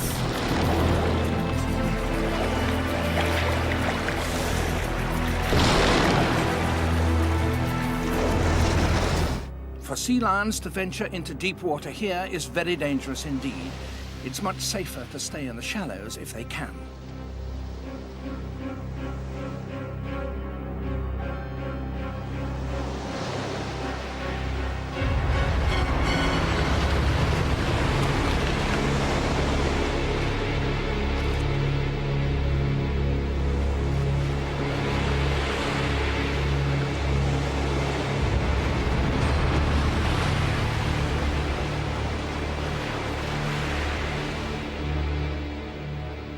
In one or two places, channels enable the whales to get really close to the beach. Those are the danger spots.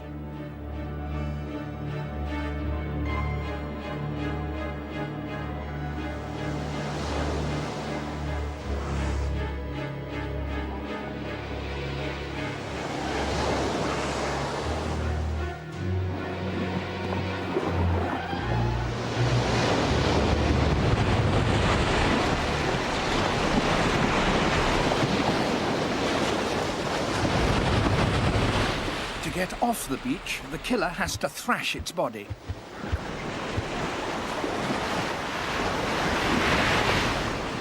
No other whale deliberately beaches itself in this way, or has perfected this method of getting back to the sea.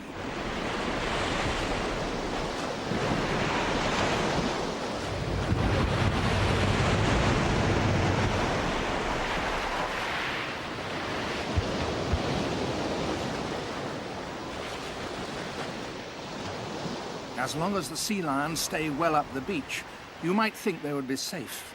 But the hungry whales are very daring.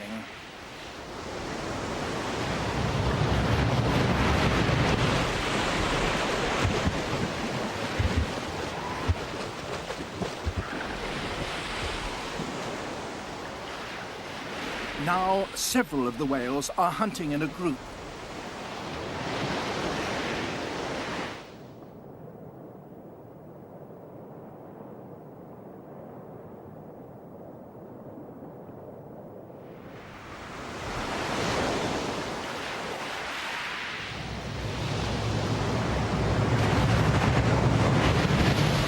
That sea lion was keeping just ahead of one of the whales, but was caught by another it probably hadn't seen.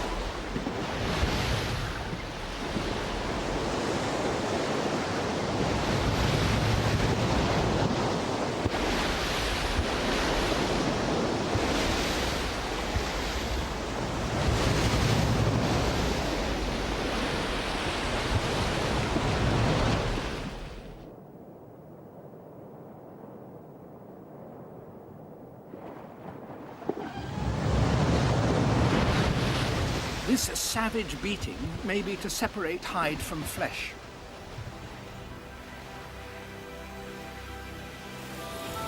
The army ant. This may look like a ball of 1 million individuals, but make no mistake, the colony acts as one. A superorganism with a sensory system of 2 million antennae. A skeleton made from the living bodies of workers. A defense system of soldier ants, ready to act at any sign of danger. A digestive system processing piles of food deep inside. Even a coordinated system for dealing with all the waste. These are insects that, by working together, transcend individual size. The colony can search the entire jungle and flush out its wildlife.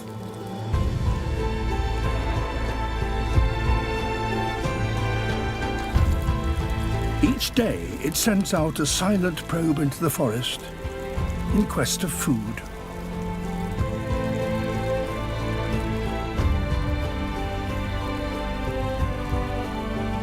It doesn't use scouts like other ants. Instead, a vast search party pushes into virgin territory.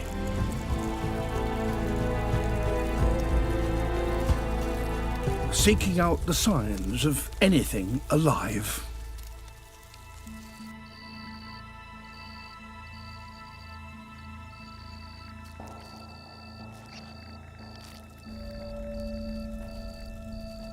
They spread out along a 10-meter front, sweeping across the forest floor. To find prey, the ants must first touch it. The irony is that this, the most successful hide-and-seek player in the forest, is almost completely blind. It distinguishes the living only by their movement. As long as an animal remains still, it is safe. But the slightest twitch will give it away.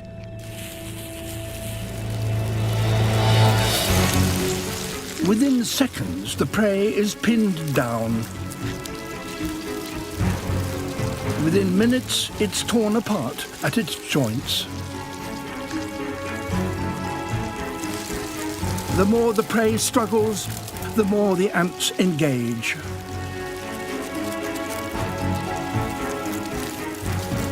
Right across the raid front, prey of all sizes are driven from their hiding places.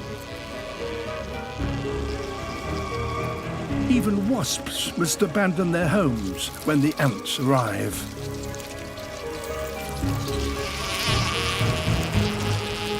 Everything alive in the path of the raiders, overwhelmed by sheer numbers. It's called Darwin's bark spider, and the female has a remarkable strategy.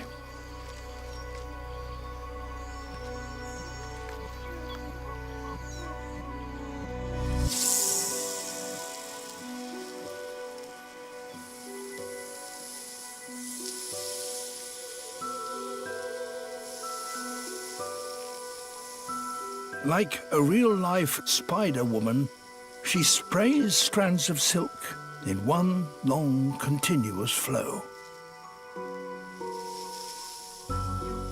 The threads fan out like a sail and drift on air currents blowing across the water. Every few seconds, she crimps the strands together to stop them spreading too widely. The breeze will do the rest, blowing the threads into a single line and a 25-meter bridge. Now she must reinforce her bridge because her web will hang from it.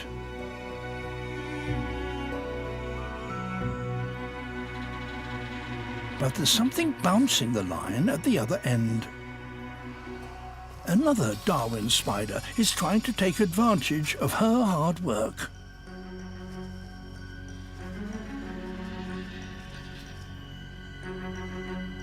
She must deal with the intruder head-on.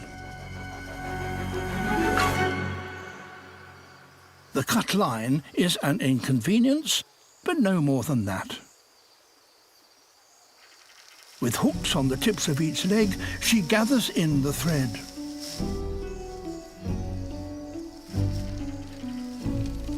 It won't go to waste, as she'll eat it later.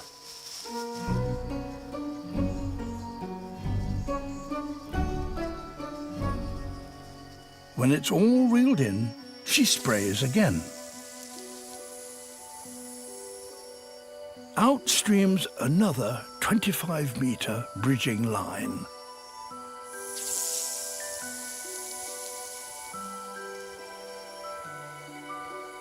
How a spider no bigger than a thumbnail can produce so much silk so quickly has baffled scientists. And it's no ordinary silk. It's the toughest natural fibre on the planet, tougher than steel. And it needs to be tough to span the wide river. With the bridge taut and the ground anchor in place, it's time to construct her trap.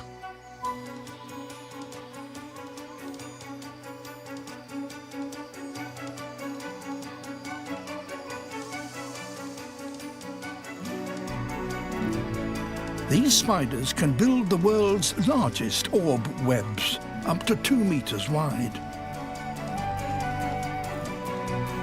A few hours from the first spray of bridging line, the job is done.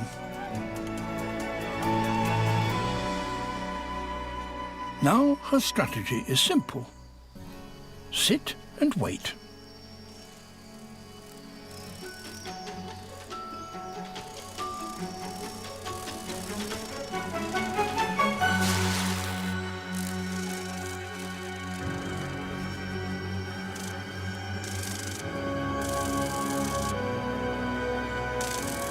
And there's one final bout of silk production. Shrink wrapping her food for later. A Sally Lightfoot crab. One of thousands of shore crabs just waiting for their moment. Every day they gather on the tropical shores of Brazil, waiting for the tide to go out.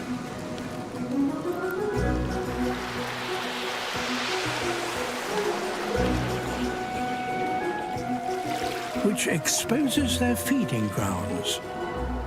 Seaweed-covered rocks 100 meters from the shore.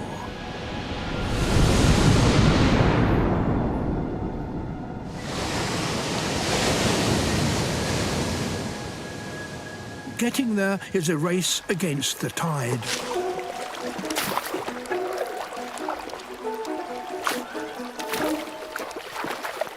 They leap from rock to rock.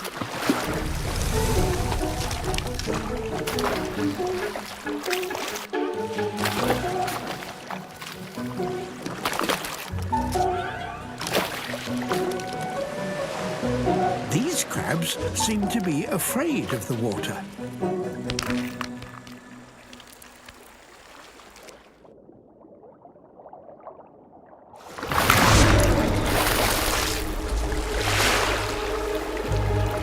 And for good reason.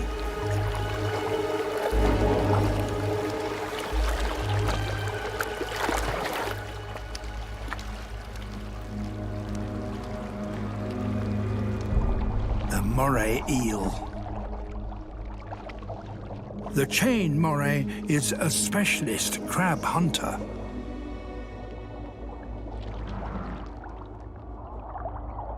Its blunt teeth can easily grip and crush a crab's shell.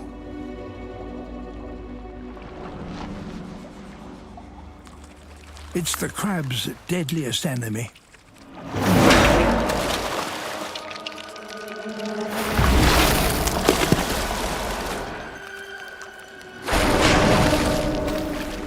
But the crab's feeding grounds are still a long way off.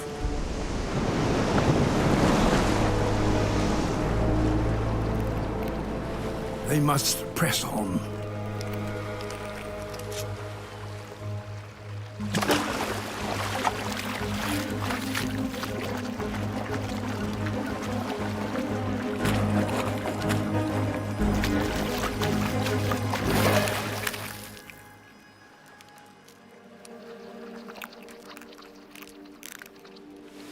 Halfway.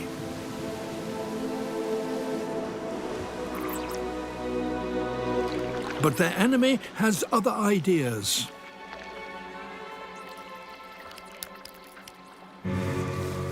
Crossing the land.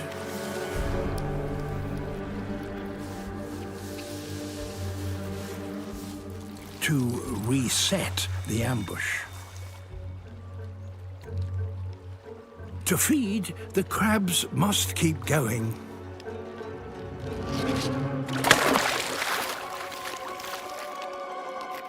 But nowhere is safe. An octopus, also a crab killer.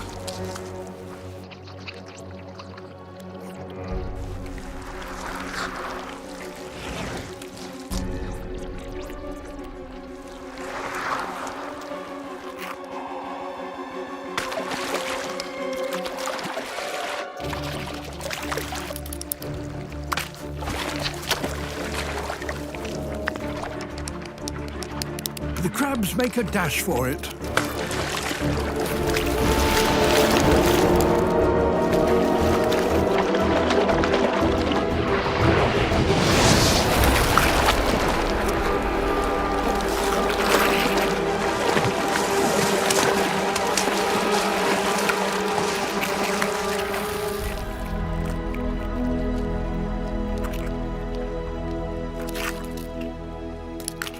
Made it.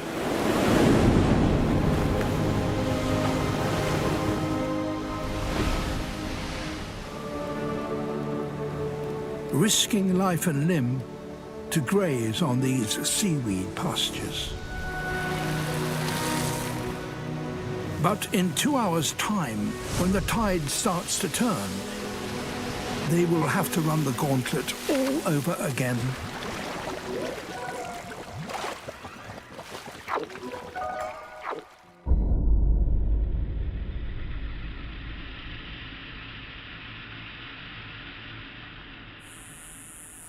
It's July in the deserts of Nevada in the western United States.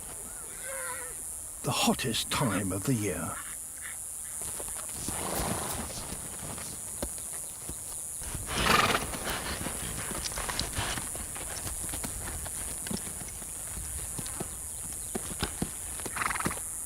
Bands of wild horses, Mustang, are converging on one of the last remaining waterholes around.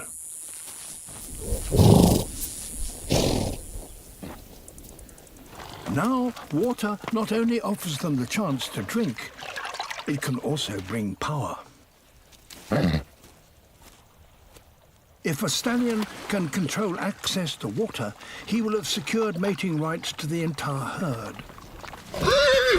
So stallions try to dominate these pools, fighting off rivals who venture too close.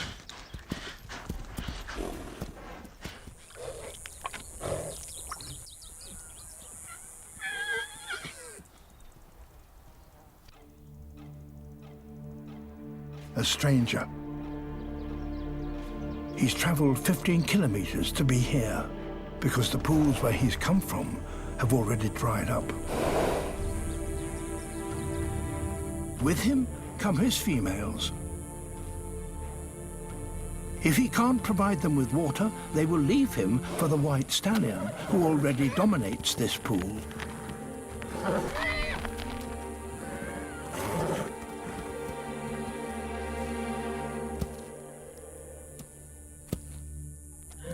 So he will have to fight.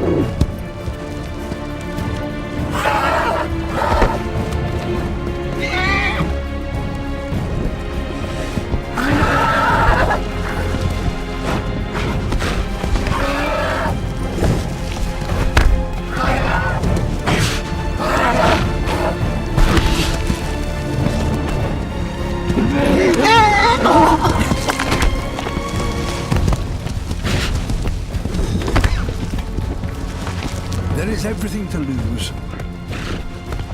A broken leg or a shattered jaw would mean a slow and painful death.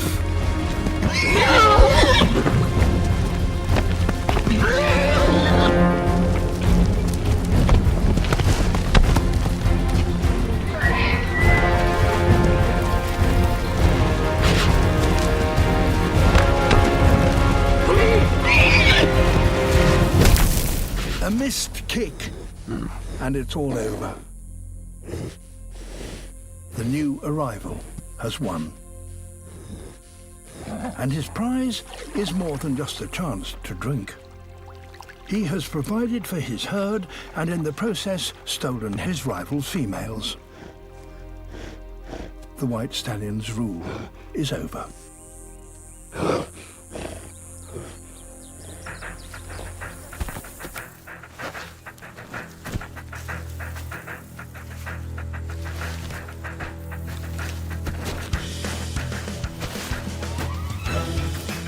males are the troop leaders. They hold all the power here.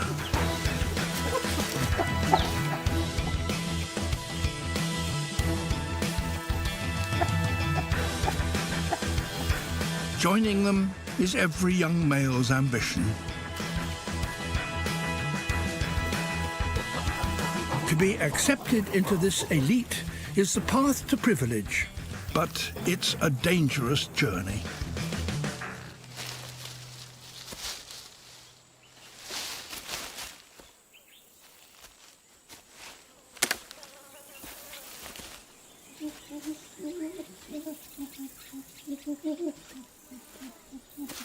The youngster decides to follow. At first, he has enough sense to keep his distance. These males are twice his size.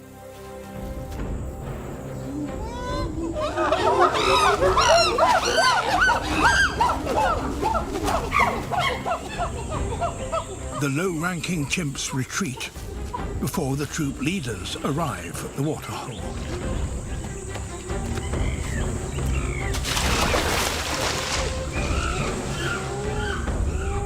Dominant males have a highly stressful life as they constantly squabble to protect their position.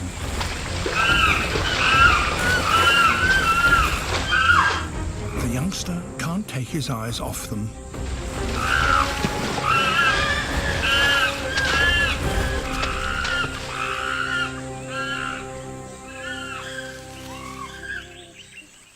This is his chance to get himself noticed. If he can impress even one of the big males with a show of strength, he might just be accepted into their ranks.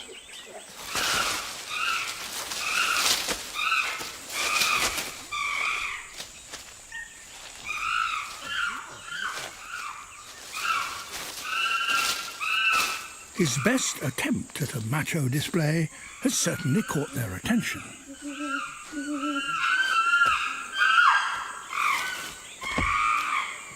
But they are not impressed.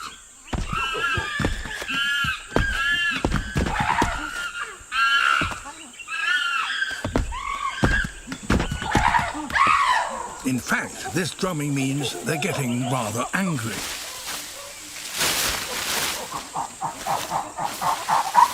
And they attack.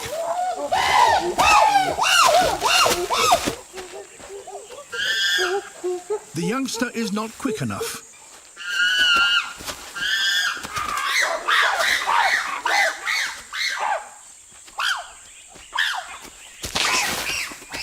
He gets a short, sharp lesson about how hard it can be to break into this close-knit gang. He's lucky to escape with just an injured hand.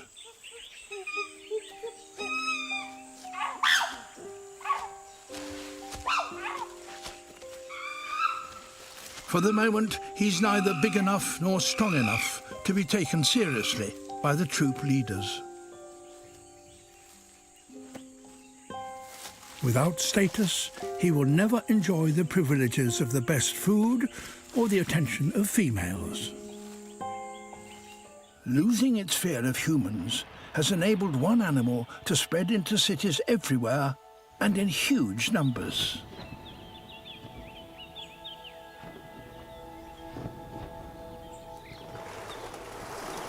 Pigeons are by far the most successful urban bird.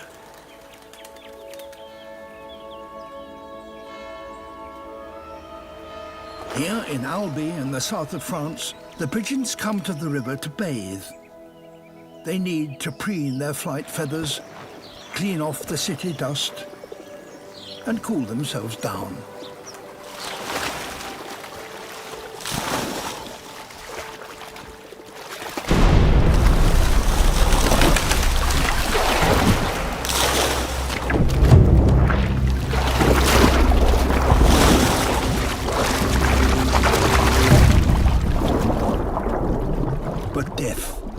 In wait.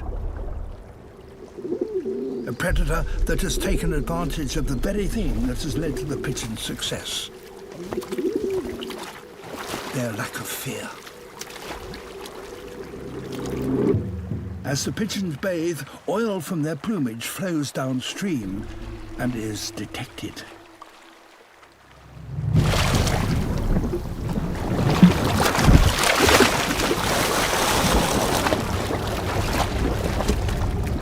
A monstrous Wells catfish. Introduced here just 40 years ago, they have proliferated. Virtually exterminated the local fish stocks,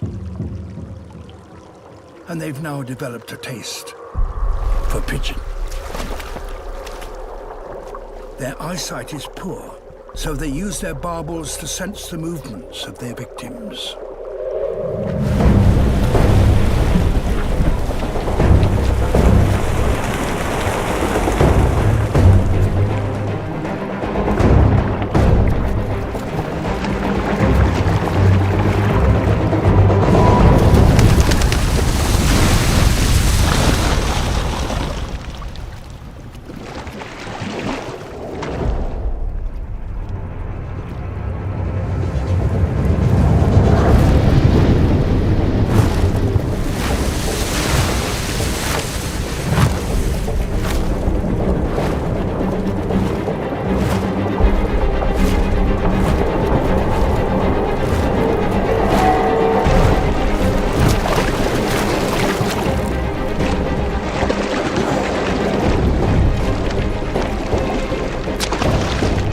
This is a radical new hunting strategy for what is normally a bottom-dwelling fish.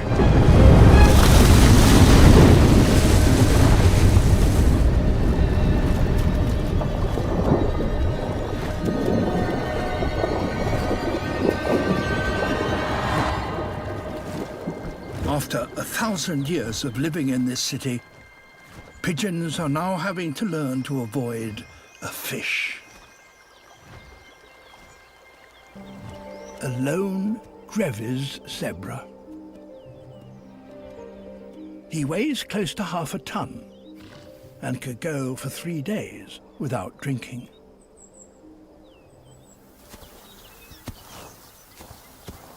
Like the macaques, his forebears were refugees from the advancing Sahara.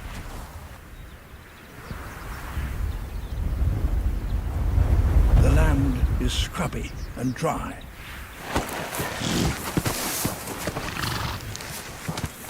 But this stallion has claimed it as his own. He's been waiting months for visitors. Female visitors.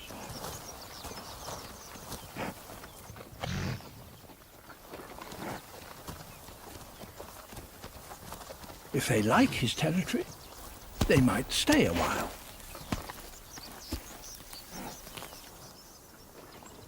It's his first chance to mate for a very long time.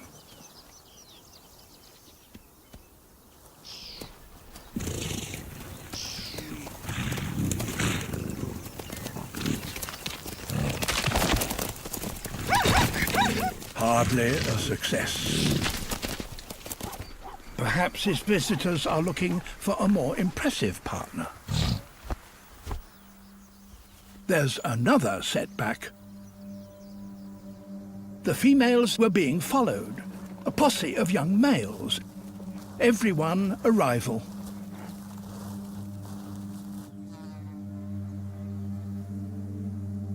It's time to separate the men from the boys.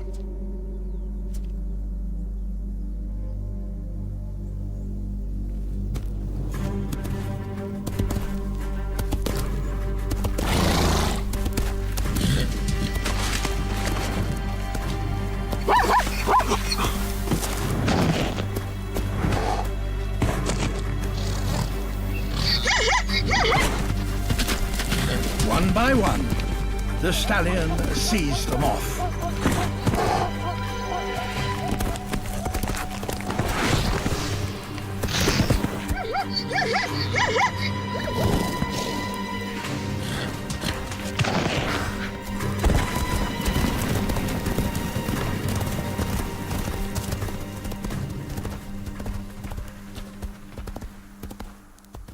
The females had ringside seats,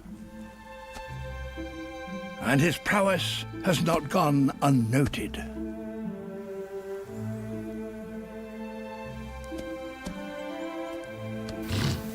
Machismo gives way to tenderness.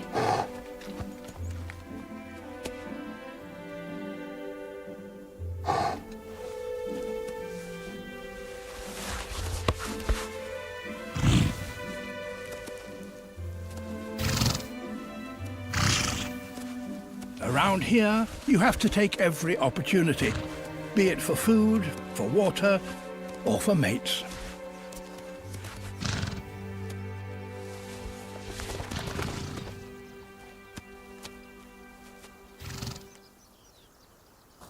Female grevies are a fickle bunch. The herd have decided to move on. All of them. The stallion may never see them again, but there's a chance that one is now carrying his foal.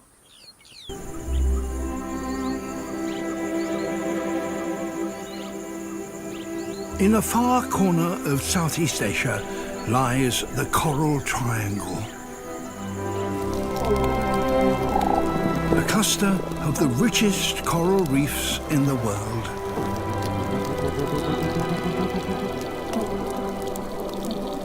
Undersea cities crammed full of life.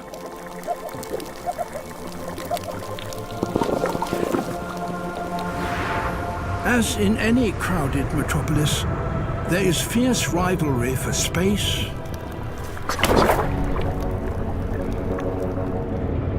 for food,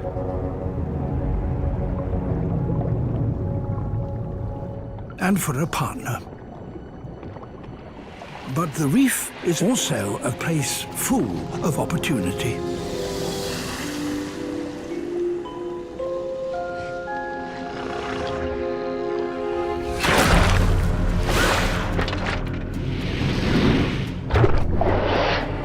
A cuttlefish.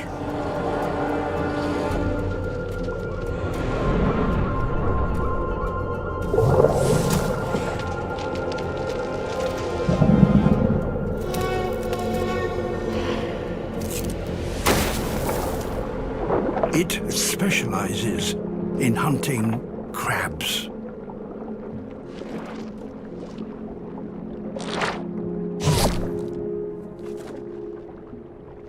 But a large crab is a dangerous quarry.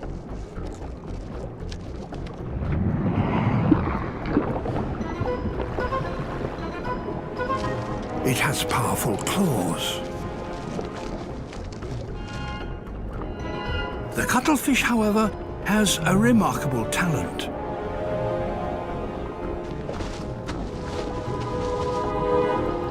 Its skin contains millions of pigment cells with which it can create ever-changing colors and patterns.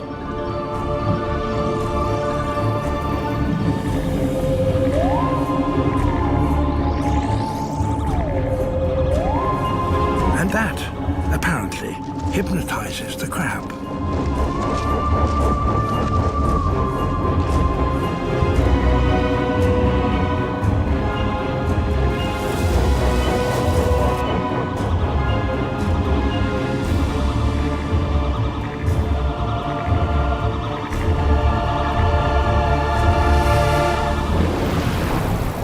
A cuttlefish may be clever, but a shark is bigger.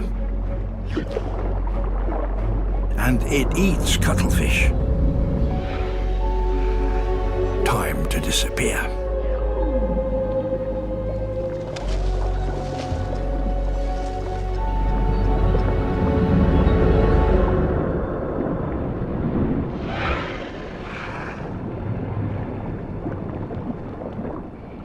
Back to the hunt. A new target, but the same mesmerizing technique.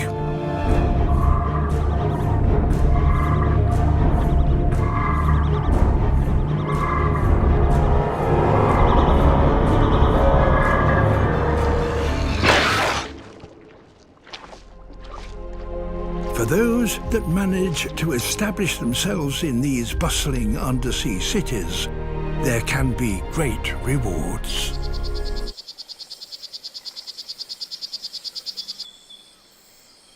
This is a poison dart frog. Males raise their young in a very special way. A father will place each one of his tadpoles in its own tiny pool of water. This is one. Nice and safe. He might have up to 5 other tadpoles. But he needs to remember where he put each one of them. This one isn't doing so well. His tiny puddle has all but dried out. The tadpole will die unless its father can find a better place for it. If dads are good for one thing, it's piggyback rides.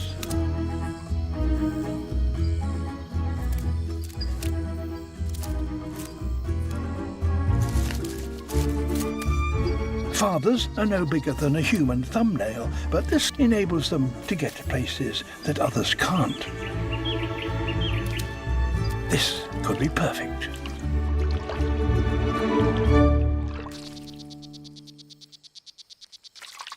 The only problem is that there's no food here. Fathers need help.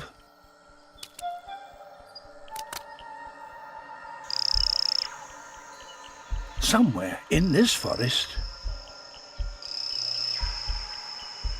is Mum.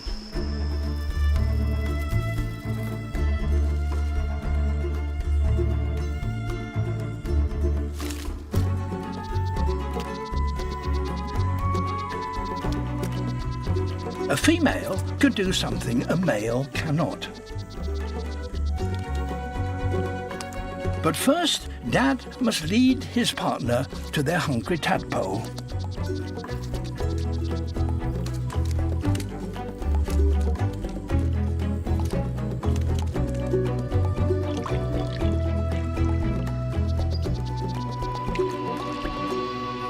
And Mother deals with the problem.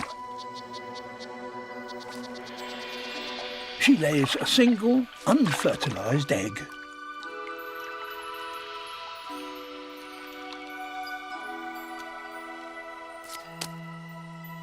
And her tadpole gets a much-needed meal. For the next 6 weeks, parents continue their rounds, an extraordinary test of teamwork and memory. Sailfish, 3 meters long, are closing in on prey.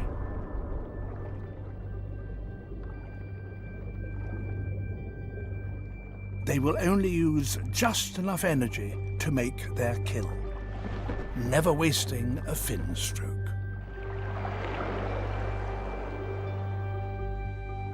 Nearly 100 sailfish have surrounded a single school of baitfish. It's very rare to see so many of these hunters in one place. To herd their prey, the predators raise their huge dorsal fins.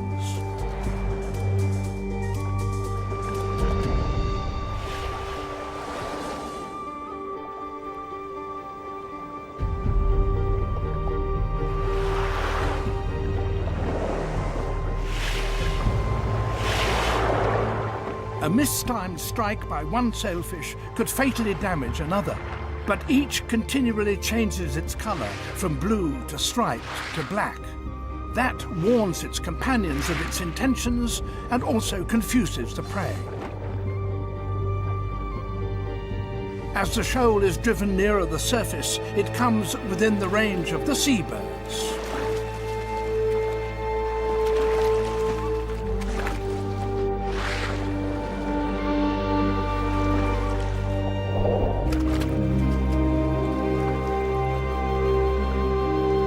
Out here in the open ocean, there is nowhere for the baitfish to hide.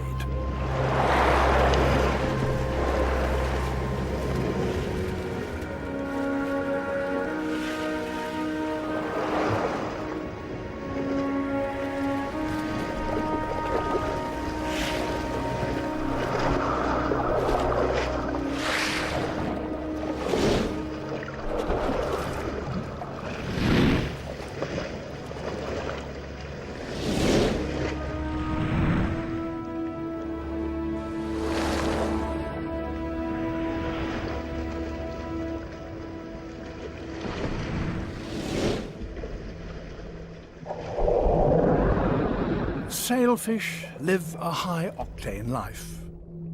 To survive, they must find prey daily, so their entire existence will be spent on the move.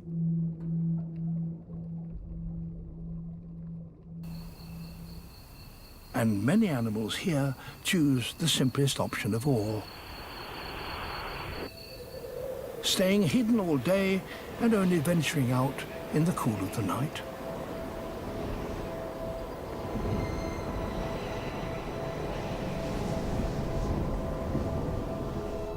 As darkness falls, animals appear from seemingly nowhere.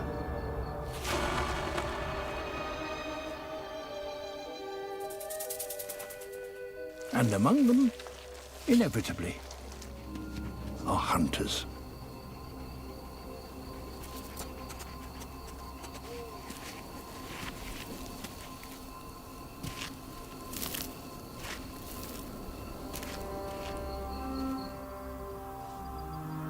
One of the most voracious nocturnal predators is also one of the hardest to see.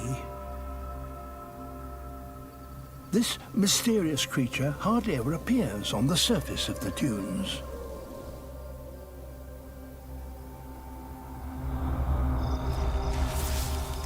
But there are signs on the sand that can give it away.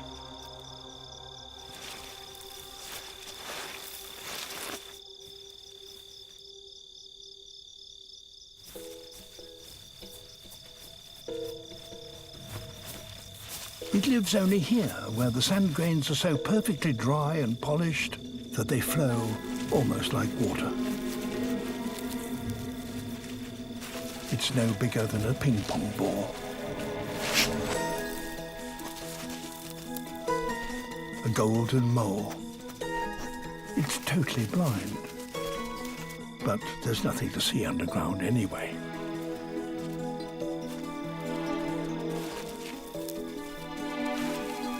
Instead, it has superb hearing. Its entire head acts as an amplifier that picks up vibrations through the sand.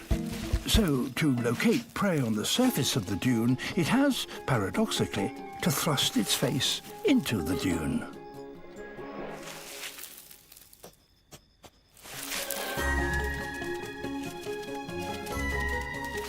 Termites. Not easy to catch when you're blind. Far better to go into stealth mode. Once below the sand, it can detect the slightest movement, allowing it to strike with pinpoint accuracy.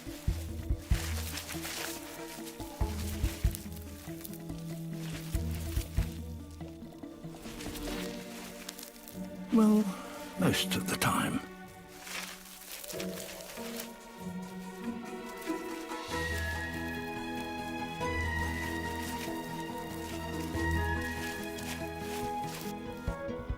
It can travel a kilometre a night in search of its dinner.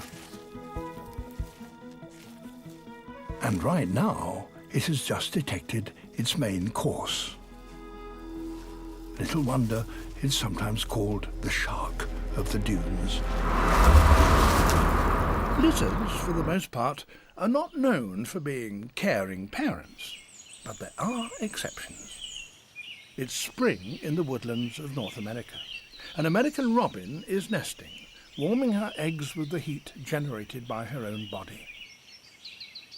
And below, on the forest floor, a five-lined skink is warming her cold-blooded body by basking in the sunshine, so that she can do the same thing.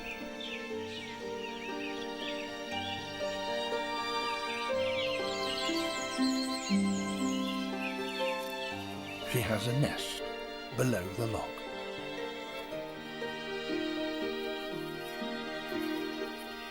It can get quite chilly in these woodlands, and she warms her eggs by transferring to them the heat that she's collected from the sun.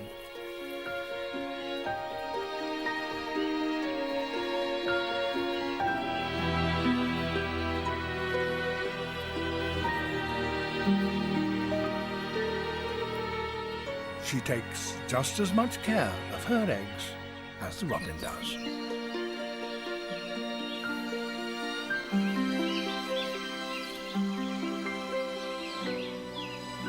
A month later, and her eggs are hatching.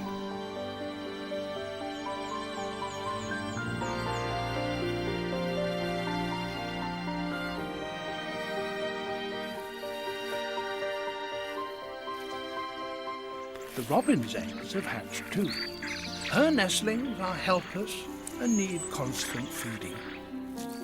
The young skinks, however, are already capable of finding food for themselves.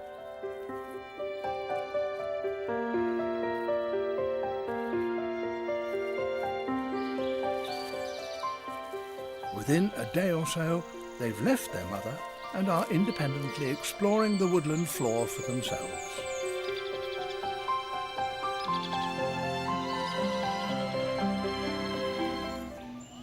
Back in the Australian rainforest, this weaver ant fortress sits at the heart of a rich territory.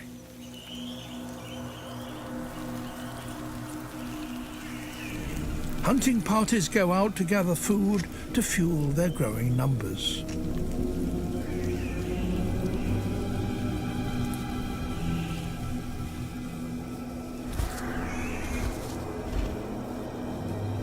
Some canopy caterpillars are not killed, but farmed by the ants.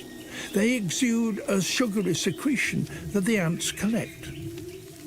In return, the ants mount a guard to protect the caterpillar wherever it goes.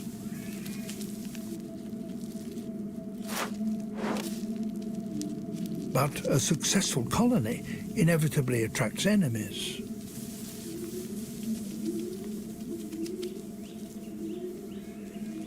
This jumping spider's body shape resembles that of an ant. A disguise good enough to fool these nursery guards.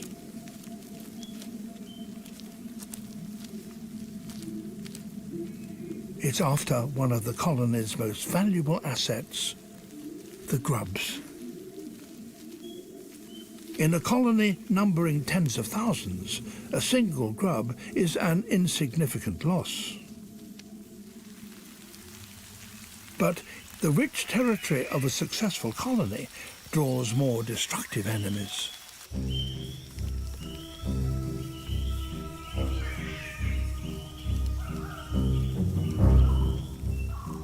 Raiders from a neighbouring weaver ant colony looking to expand their own empire.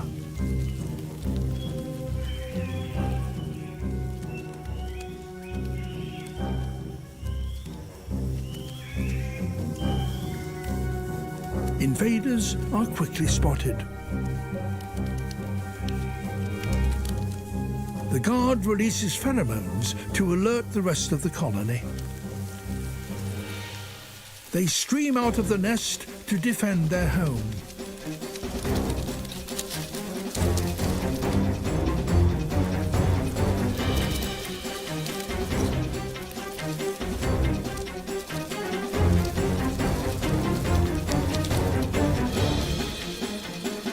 If the home defences fail, the colony will be wiped out. Some of the defenders deploy their most potent weapon. They squirt formic acid.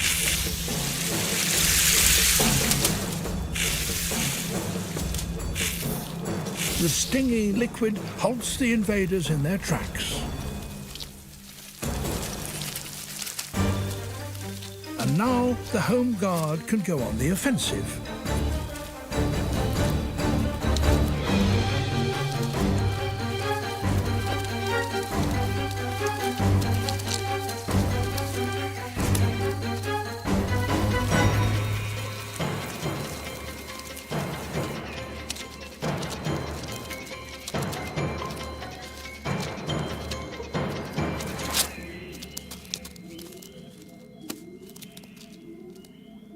Home and territory are secure once again. A colony may lose many workers in defence of its home. but their sacrifice helps safeguard the next generation. It's now midsummer, and the sun is shining at full strength. The increasing warmth is the cue for an Atlantic lobster to start on a long journey. She spent the winter 250 meters down, far beyond the reach of the storms. But it was cold down there, and now she needs to find warmer water, so she's marching towards the shallows. They, however, are 150 kilometers away.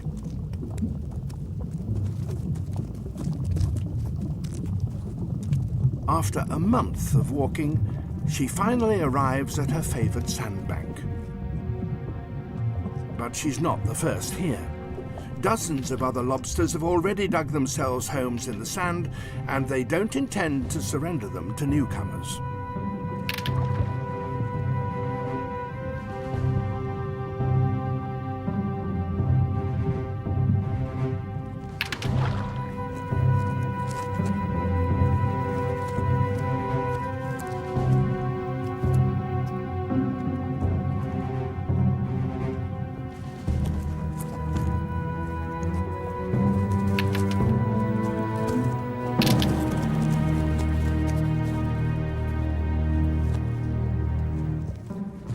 Size counts for everything in these battles. The new arrival is in urgent need of a pit, and since she weighs a hefty 7 kilos, she stands a good chance of getting one.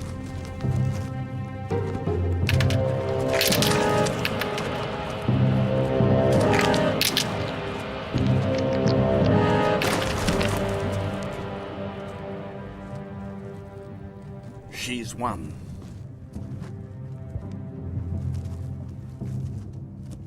These battles continue for the next 2 months, and they're crucial, for the females must have both shelter and warm water if they're to raise their young. For the last 7 months, each of these females has been carrying around about 20,000 fertilized eggs. But their task is approaching its end. The warmth of the shallows is speeding the eggs' development. 2 more months, and the eggs are ready to hatch.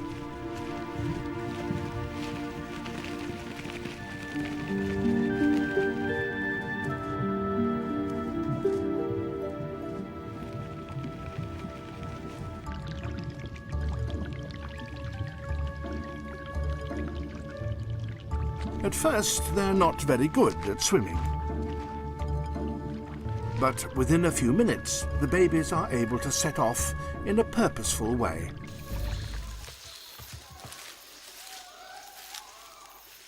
This is one of them. From the purposeful way in which he's walking, it's clear that the search for prey has started. The other members of the team are not far away.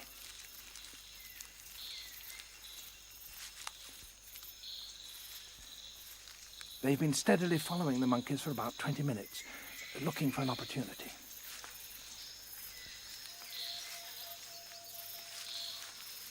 The technique they'll almost certainly use is that one of them will be driving the colobus ahead of him. Then there will be others that go up on either side who are the blockers, who won't make any attempt to catch the monkeys. And then there are chasers who go and grab at the monkey if they can. And finally, there's one male who will go up ahead and ambush it, so bringing the whole trap close. The monkeys are now getting alarmed. A driver's going up to prevent the group from settling and to drive them towards an area where they're more easily trapped.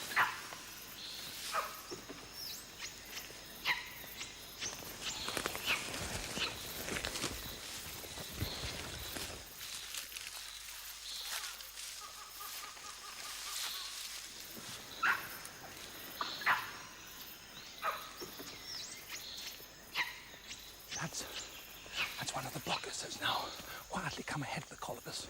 He's halfway up the tree now. He's deliberately making himself conspicuous.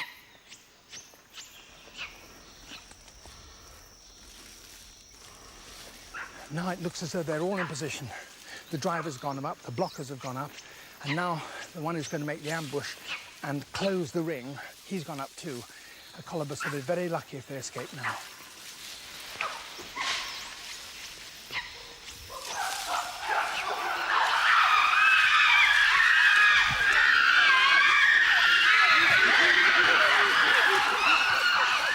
They've got one.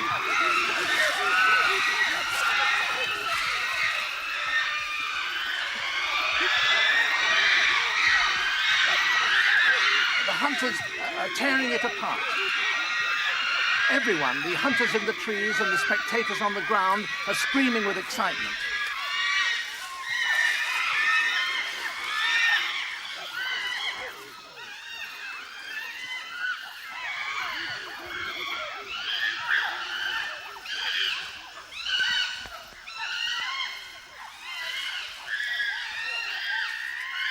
And now the kill is brought down so that the females and others can share it.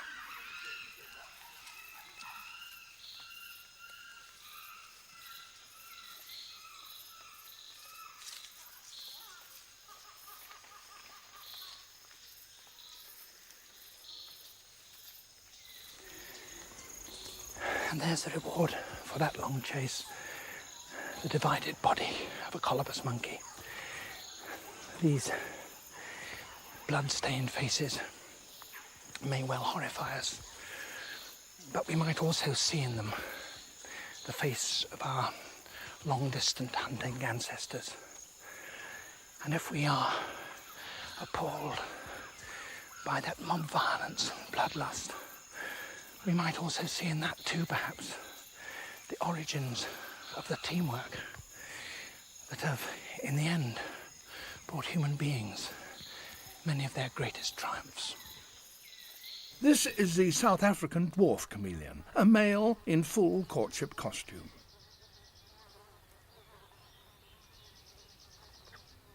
This, somewhat less colourful, is a female.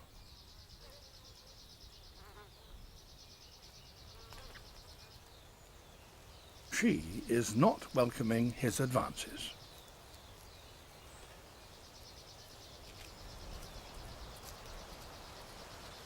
As her mood darkens, so does her skin.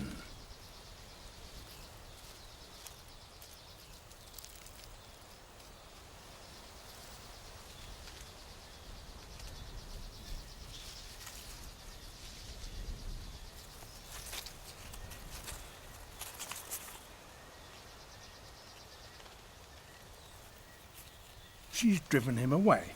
But why?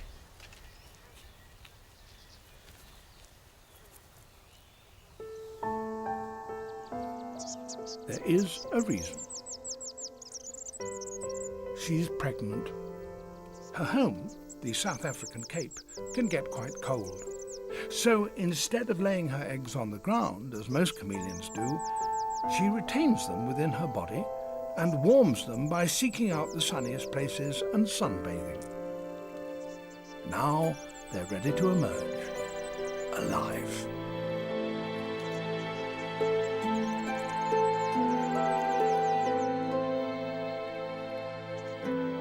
Producing babies in the branches might seem to be a risky business, but the membrane enclosing each one will stick to a twig, if it hits one. And when at last the babies disentangle themselves, they immediately deploy their formidable chameleon grip.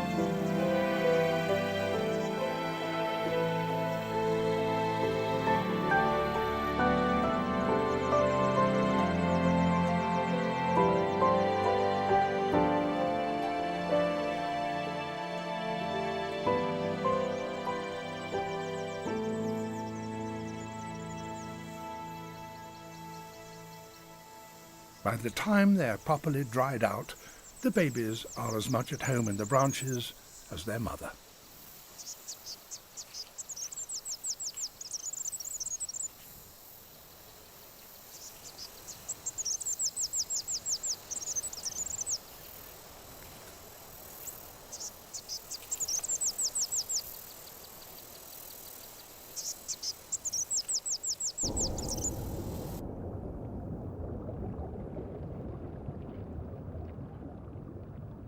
Out here on the sand flats, there is safe accommodation for some.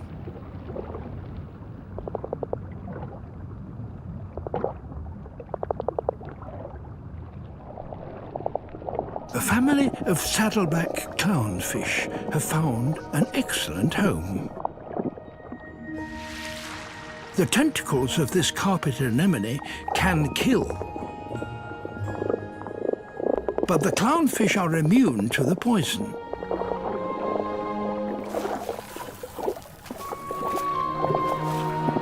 So they can shelter from danger.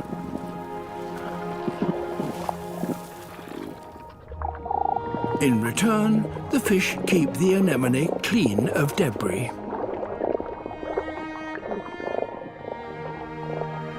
As with all clownfish, the family is ruled by a big female. Her white face marks her out as the boss.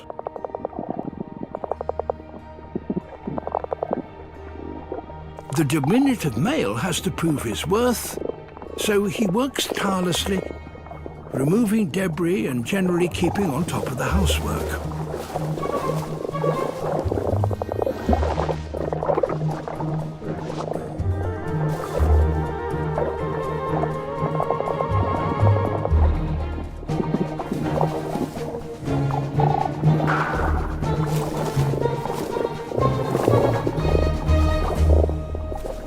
His greatest challenge is to find a safe place where the boss can lay her eggs. But there's nothing solid here for the female to lay them on.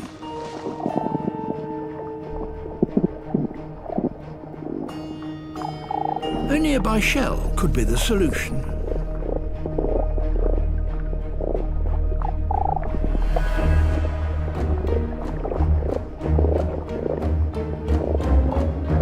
If only he can move it to the protection of the anemone.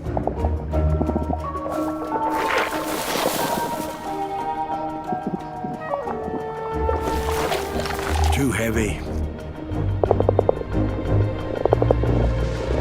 Besides, it has a mind of its own. Hermit crab.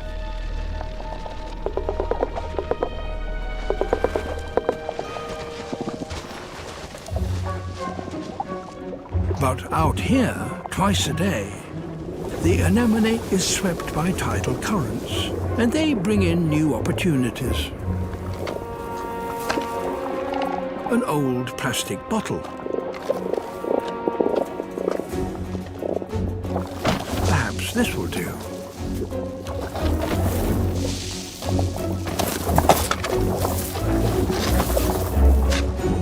Not heavy enough.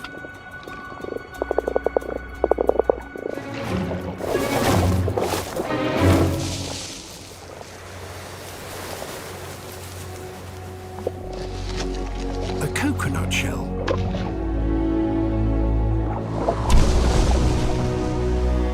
It looks just right, but it's a long way from home.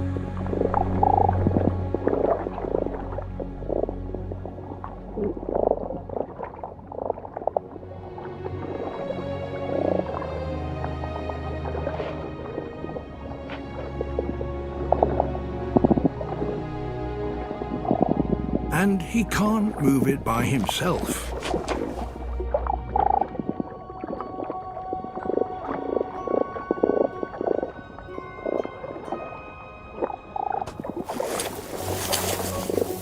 So the pair now work together.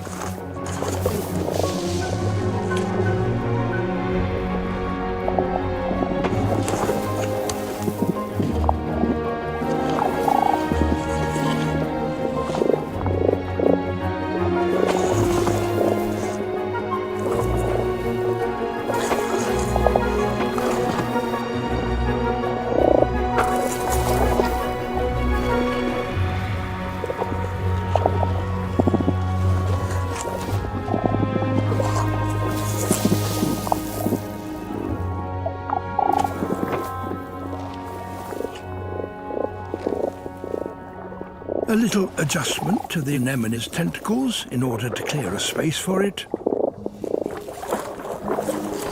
And the shell is tucked in.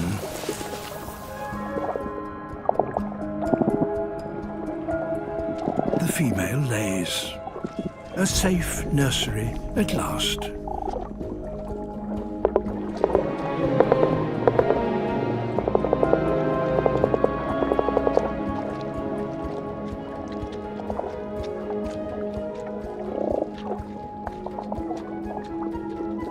He has proved himself worthy to father her young, and he fertilizes them. Now he will meticulously tend the eggs,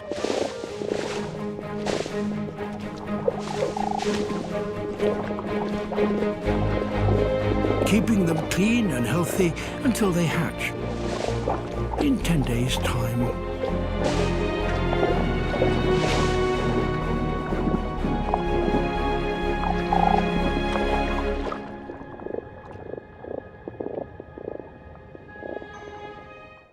$60 million tons of snow now blanket this herd's territory.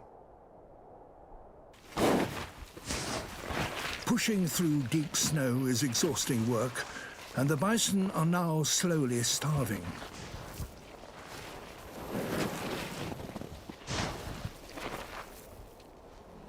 Just keeping warm saps huge amounts of energy.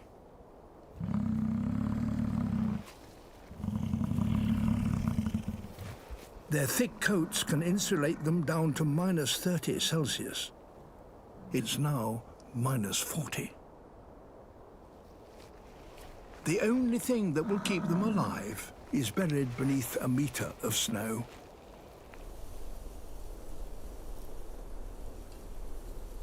And that's a problem shared with a surprising neighbor.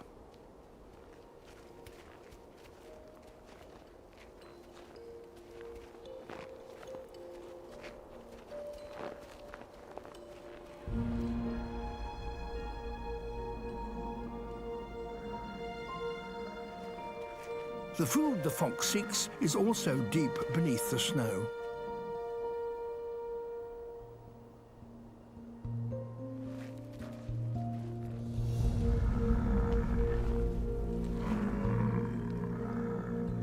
The survival of both creatures depends on getting through to the ground.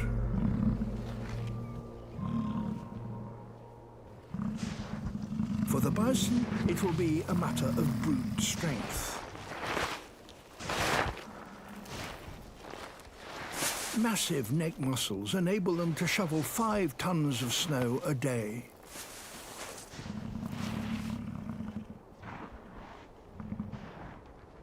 Their lightweight neighbor needs more precision.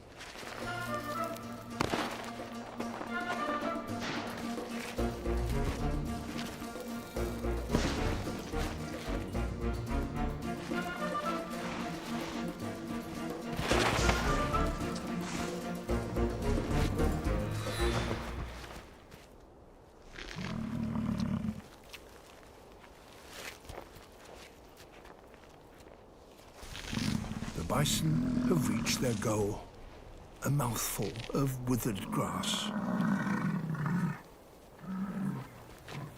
And where the bison have dug, the fox now spots an opportunity.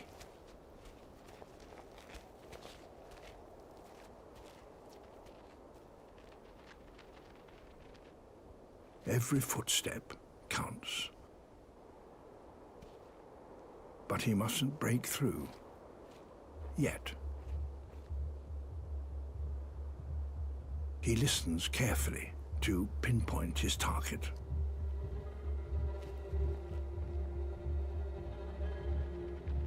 It's moving.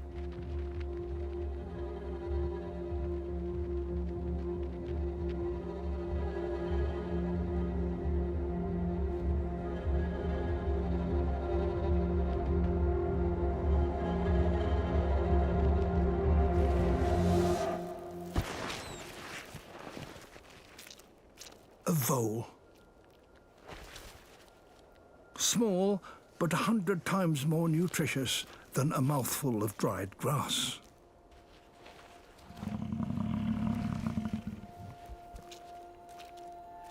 To get through the winter on these prairies, sometimes brain beats brawn.